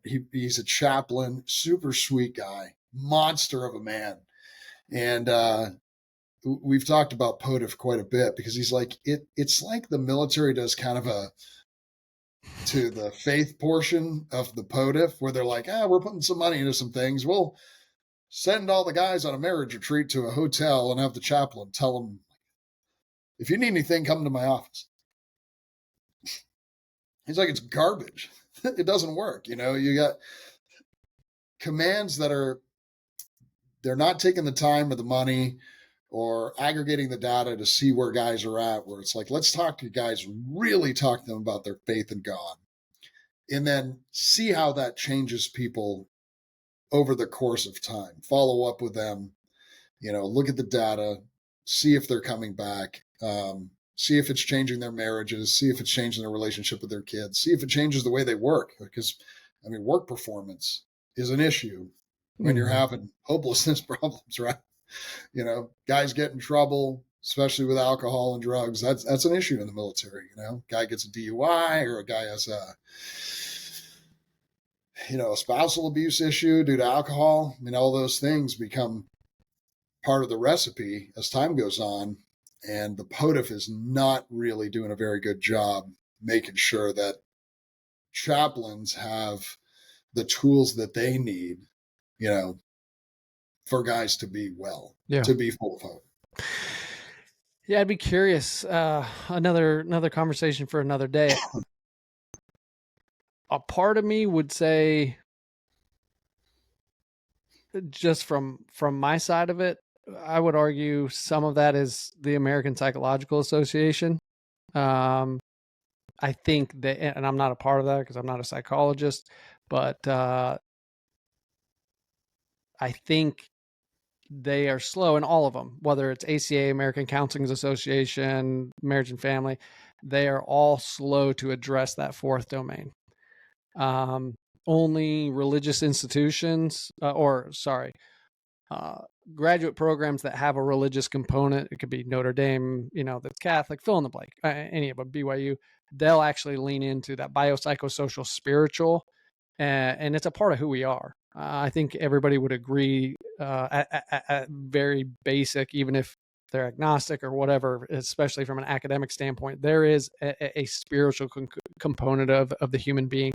And if clinicians aren't addressing it, to your point, if we're not looking at research tied to it, and I know there's research out there, I'm cutting off a huge chunk of the research that's out there, but I think when professional organizations acknowledge it and really dive into it, then there's more credence and leverage for the POTFF and some of these other organizations to then downstream say, hey, let's look at our current operators and what's going on in their faith, and let's do a study and see what's the difference between this guy and his hope factor and what he's dealing with day to day in the command versus this guy that's on the third marriage, seems to be a functional alcoholic and has very little hope. I'd be curious about that. Not that we'll ever see that study, but I would be curious if it happened. It would be good to see that study. I think it would justify commanders getting behind, putting the time, the money, the effort, and the resources behind ensuring that there's good faith-based programs for guys in the DoD. Yeah. That's it. Without DoD is a very simple thing. It's a database thing. Like, do this, get that. Do this, get that. It's very simple. If you're unwilling to look at something, well, you'll continue to get exactly what you get. Yeah. Unfortunately. It's very unfortunate. Fortunately, in some cases, and this is the thing I loved about the Marine Corps, the Marine Corps was faith first in a lot of ways. I remember as a young guy when I got to the Marine Corps base, it's like all of the stairs were painted on the front in scarlet and gold, and the longer stairwells had the attributes of a Marine run up the stairwells, integrity and all this, fortitude and all these things. But all the kind of the moniker was God, Family, Country, Corps. Even the smaller steps, God, Family, Country, Corps. Everything you went to, God, Family, Country, Corps. You went to events and the chaplain came and prayed over the men. You had a dining in, chaplain prayed over the men. It was always prayer first and everything. And I loved that about the Marine Corps, even when I wasn't a believer, because it was kind of like, what is an institution if it doesn't have a compass or a moral compass? Like, where is it going? What is the purpose? It actually made me think at some point later in my years as a believer, what is the purpose of getting young military folks in? Is it just patriotism? And what is patriotism without faith? What does it really mean? What's the purpose? What's your goal? it's kind of an interesting case study. I don't have the answer for it off the top of my head, but there's a case to be made that, young men don't know what they want if it's not God, family, country, core. That's kind of the point. And then when I got to the Army side, the Army's just built a little bit different. It's a little bigger. It's a little, I don't want to say looser, but it doesn't have the same sense of discipline I think the Marine Corps does. But then when I got over to JSOC, it was very much God first in all of the things they did. Commanders allowing the chaplains to pray first. A lot of very openly Christian people doing the missions there, Bible studies, and guys you went to church with being from in your community overwhelmingly. So that was really positive. And I think that's really good. I think the conventional forces could really take a page out of the playbook of some of the soft units that really do lean into Christ just openly. I don't think it's necessarily by design. I think a lot of these guys that do or are attracted to this sort of mission do kind of go through these crises. And as they get older, they do become saved and find their faith. And I'm finding this with my peer group now. I just came back a couple of weeks ago from Big Country Veterans out in Truscott, Texas. And this is my third year going out there. They do a big hog hunt, and their CEO and their COO are friends of mine. I worked for the COO for a couple of years, phenomenal guy on active duty. And one of the things that has become very apparent to them as they lean into veterans is many of them are really leaning into their faith as they get older. And they're finding that these guys who were hopeless for years as young guys, at some point they're like, I need something. I'm not fulfilled anymore. And they realize their mistakes and they realize the problems they've had. A lot of them have gone through divorces. A lot of them have estranged kids. A lot of them have already broken a lot of the regular processes of life. Like there's nothing left to break anymore except yourself. And they're kind of low hanging fruit at this point. They are completely broken.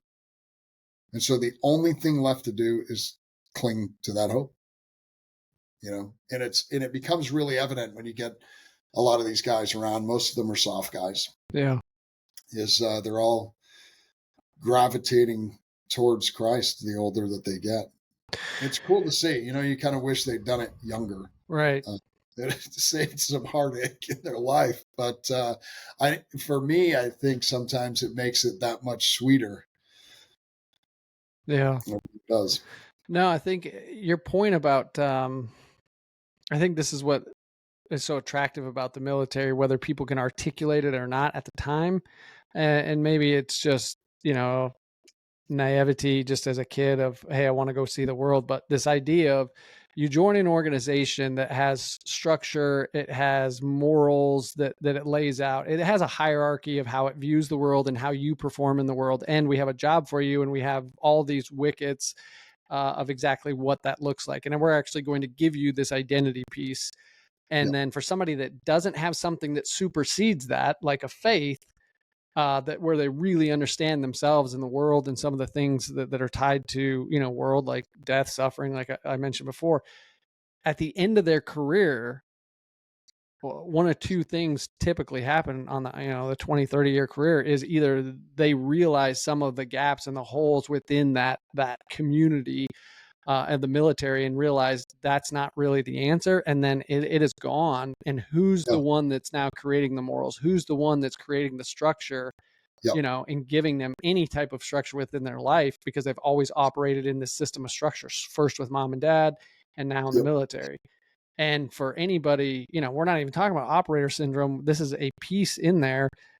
You rip that structure away from somebody and then you sprinkle in the transition issues, the post-traumatic stress, etc. But just the idea of like, hey, this individual has structure, they have a job, they have an identity, they have a hierarchy within that community and that sub-community, whether they're working at the motor pool or they're in some soft community or whatever, and it's gone, you're going to wreck a human being regardless. Yeah, absolutely. Absolutely. And you're right. I mean, you brought up a good point, and that's morality is an interesting thing in the military because it's kind of given to you, right? Do the right thing. We like to wrap it up in integrity, right? I don't think the military uses integrity wrong. Integrity, do the right thing when nobody's looking, but it's really integrity is watertight. Integrity is tight in all senses, that nothing leaks in or out. I mean, that's morality, but there has to be a moral lawgiver. When you're a kid, you live in your house, like you said, your mom and dad have a set of rules. When you join the military, they've got a set of rules. You can call them morals, it can be ethics. But it isn't until at some point you either explore your faith, have some sort of massive faith experience, or become completely hopeless and then are reaching for that you realize just what you said. You separate from the military and you're like, wow, I don't have this anymore. And then you start exploring, like, what does that mean? Is there a sense of morality? Is it just liberal morality? Is there no truth? So the reality is that without a moral lawgiver, there is no morality. And that's where it just comes right back around to God. Yeah. He's the one who sets the standard, which is why we have a standard, is because he's the one who set it. Yeah. Yeah. And for anybody that's listening, by all means, probably one of the most powerful books that you could probably explore if you're asking questions specifically is C.S. Lewis's Mere Christianity, where he makes that argument is if we all look at, dumb it down, if we all look at rape or genocide across culture and there's something inside of us that says that's not right, then there had to be something inside of us or put inside of us that originally said that's not okay. Yeah. And then you can chase where that law comes from for a while, which I think is a worthy endeavor. Sounds like you've been on it for a while. I've been on it for a while. Well, hey man, I know you got to go here in a little bit.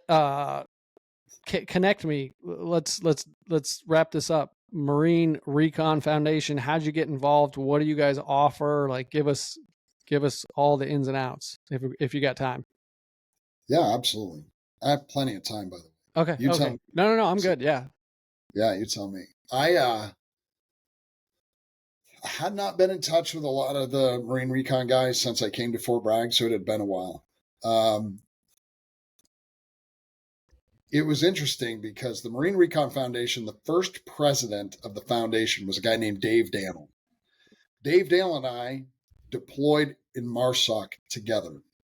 He was, I believe, he was our comm chief and then took over as our ops chief. Our ops chief had to go back home on emergency leave. And so we called him Double D. He's a good dude, super nice guy, been a Force Recon guy for years.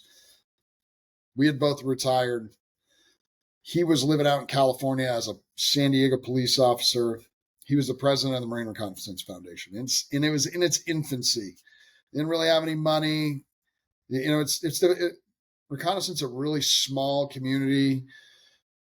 They work really hard. They do a lot of cool things, but it's really small and it's not in SOCOM. You just don't get a lot of the flair. So difficult to grow, but David's doing his very best. And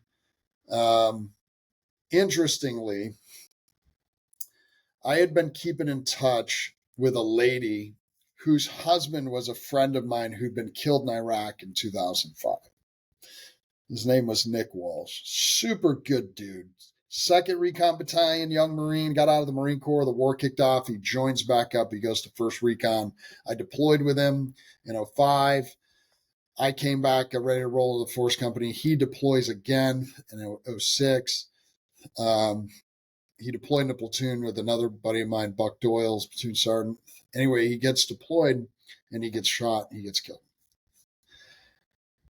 And so Nick's wife, his Gold Star wife, had put something on like Facebook. I was like connected with her on Facebook. Very sweet lady, 2 young boys, that her oldest son, Tristan, was about to become of age to drive.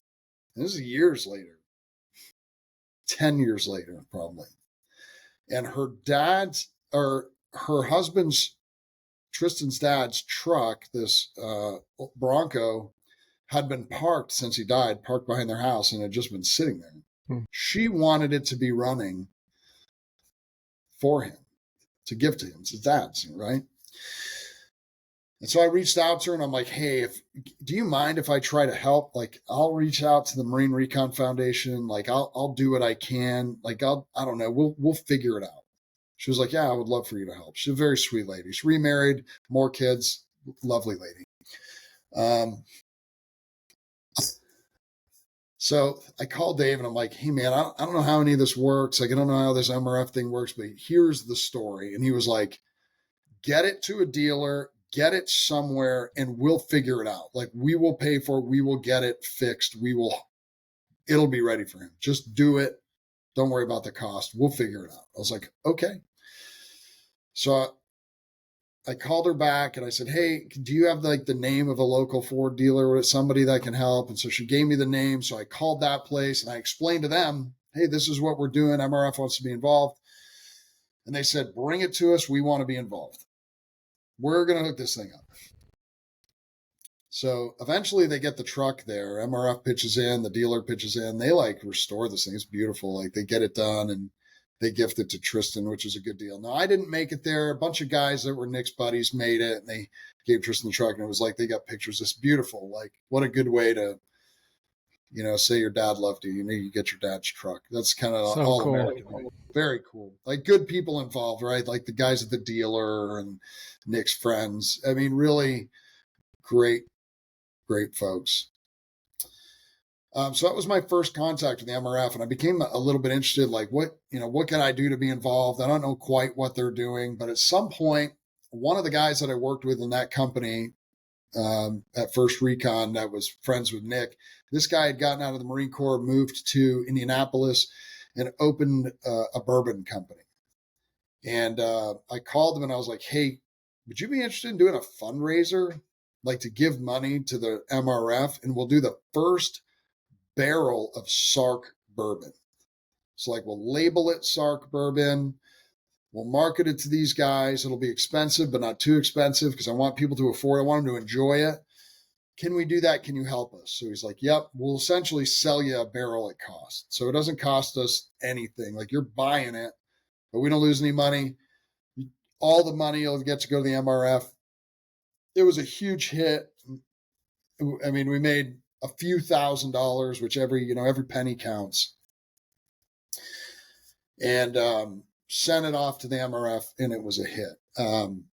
So that was like 5 years ago.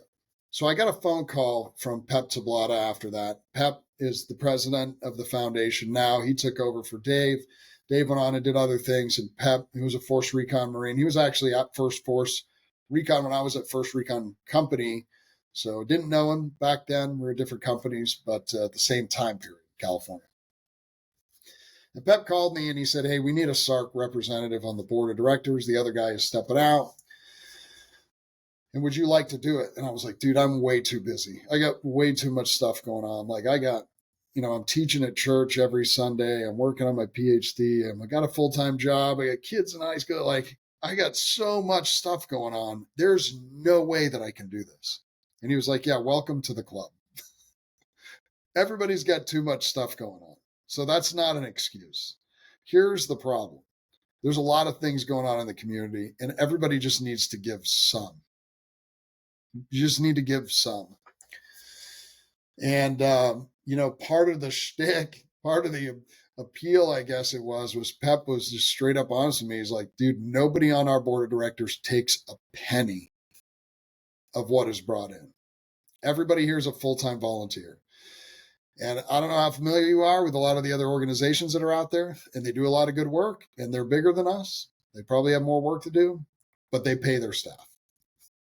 And Pep was like, we're not taking money. This is our guys and our guys' families and our guys' kids. It's their money. It's theirs. We don't take it. We don't keep it. We don't get paid. And I was like, to me, it just was beautiful, man, because I'm like, it is the most organic, honest. There's a lot of other great people on the staff, not just Pep, but Pep is like, he's one of the greatest dudes I've got to meet. He's really running a great show. So he talked me into it. And I still don't have enough time for it. And there's always ankle biters coming up and things going on and new guys to meet and programs to get involved with like yours, where it's like we're trying to network with absolutely everybody so that, we can all share the burden, we can all share the cost, we can all share the care and Yeah. love our guys, which is probably one of the best parts of this, because you start meeting people who are supporting communities everywhere, because all of the communities have the same exact problems. And unfortunately, we all try to attack them a little bit in a vacuum. And by getting involved in the MRF, you start to meet, do that networking. You'd be like, oh, we've got, the soft network is involved in a certain problem set, and we don't all need to recreate that. So a little over 4 years ago, I said yes, and I came on as their medical director, if you will. And it's been great. It's been really rewarding. My one regret is, because I've been so tied up, I haven't made it to a lot of the events. They do like a Gold Star event every year. I just haven't been able to take that time out of my schedule where they have our board members go and support. They go support the Recon Challenge. I've made it out for that. They do a Wounded Warrior event down in Florida. They take the Gold Star families not just to the Recon Challenge, but they take them out to Hawaii for a week and really love on them and treat them very well. It's a very important part of our mission, is caring for our Gold Star families. And I think from the response that we get, we're doing the right thing. We're letting them know that they're loved. We're working on a lot of history stuff, making sure that the reconnaissance history is kept alive as well. And then there's just all of these other little things that our community is involved in, or MRF is involved in, like supporting businesses that are reconnaissance owned businesses. So like, if a guy gets out and he's got this, entrepreneurial spirit and he wants to go somewhere, there's ways that we can lean into them and help them network, or possibly monetarily if it fits within our mission.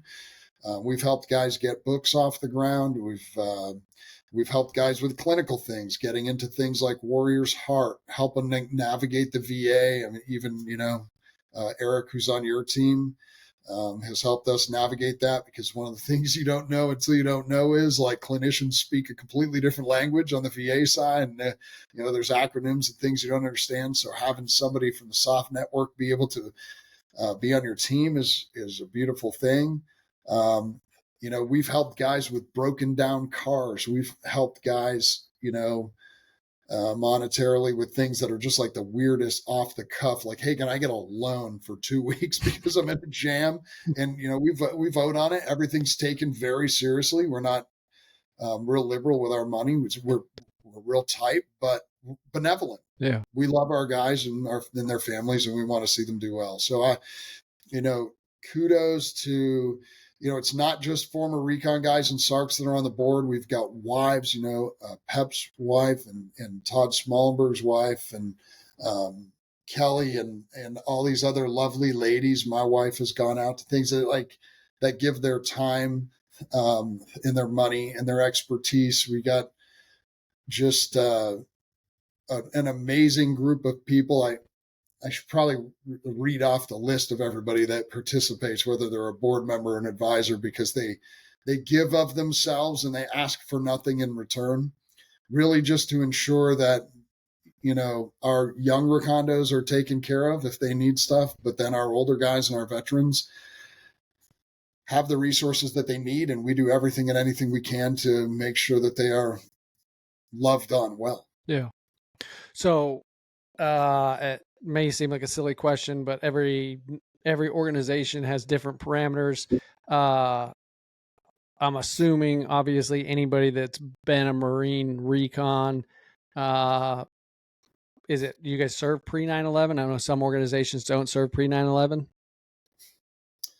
Yeah, we serve essentially everybody. Okay. We've even had Gold Star family members from long ago join on the Gold Star retreat. So it's anybody that's essentially what we'd call a recondo, right? A recon man, whether that be a Marine or a sailor, old timer or a new guy, wounded warriors from now or from many years ago. We support them all. Awesome. And then if somebody wants to get involved, like point of contact, who should they reach out to? Where do they find that information? Where do they need to go? Yeah, like most organizations today, um, we've got a website. So if you just put in the Google strip Marine Reconnaissance Foundation, it'll come up, marinereconfoundation.org. There's ways to give. There's a lot of history on there. I definitely encourage people to go in. One of the most humbling parts of that website is we have a wall of heroes on there. That's fallen guys. That's something I even recommend our young guys go to, because I'm like, look, this is where it gets real. This is where you understand, like, people have actually paid the price for us to live in a peaceful and safe community here in the United States. Take a look at some of those faces and realize that they were young guys that have a mom or a dad or a wife or kids who are alone today because they stepped out on the battlefield. It's really interesting, a piece, but you'll get into some of the history. You'll see all of the programs that we run.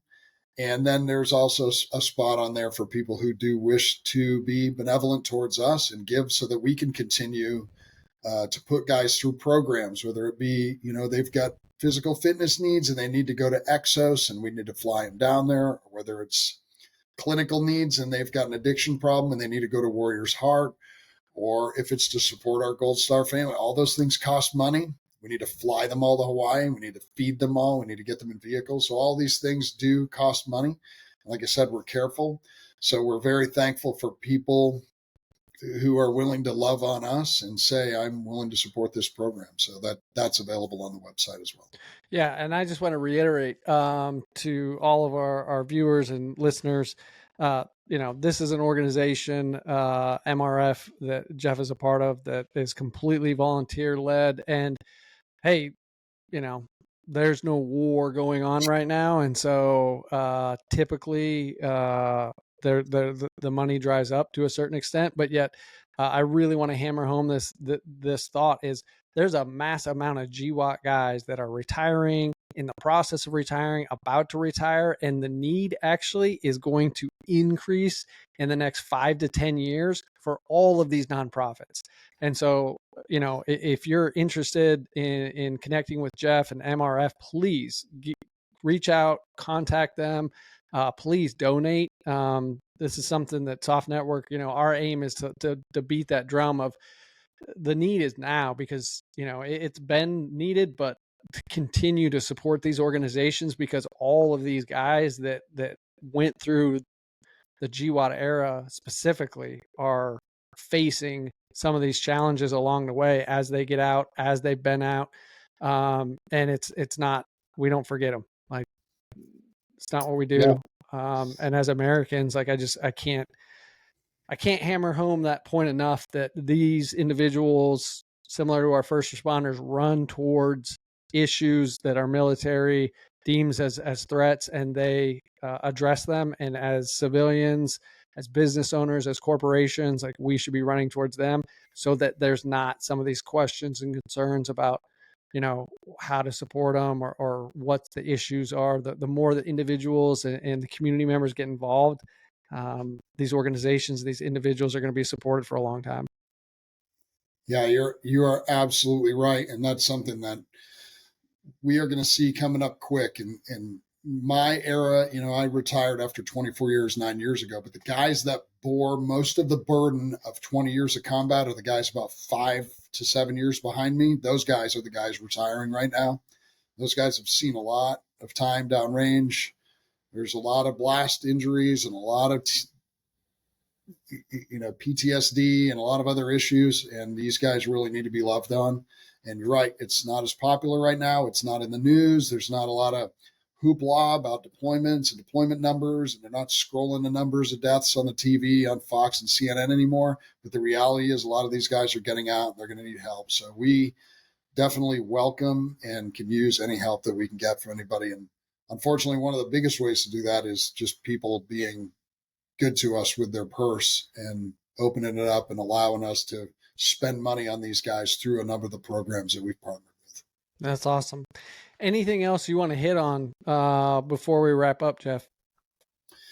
I would say this, I can't say enough about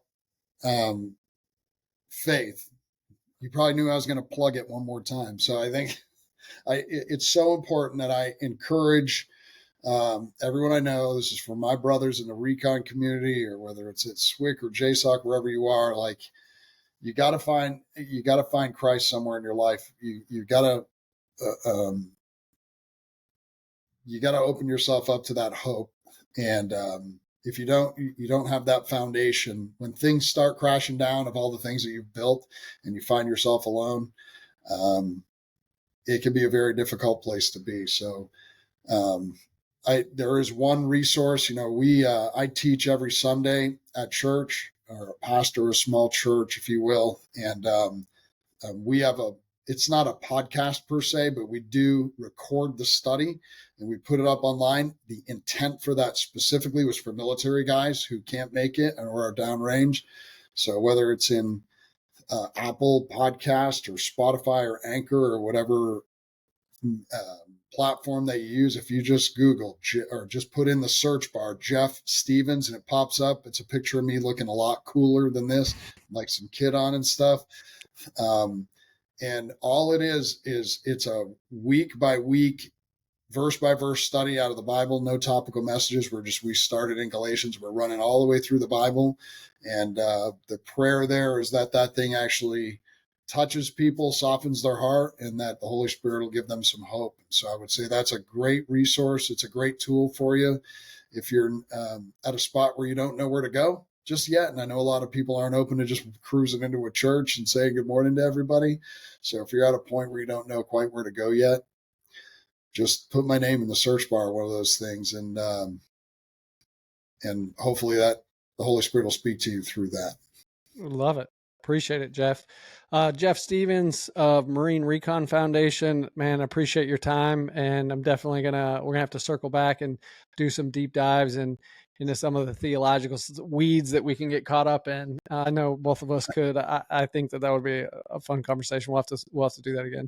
It would be great. All right, man. I appreciate it. Thanks for watching. Please like, comment, and subscribe wherever you're watching or listening. And please share this content with your networks.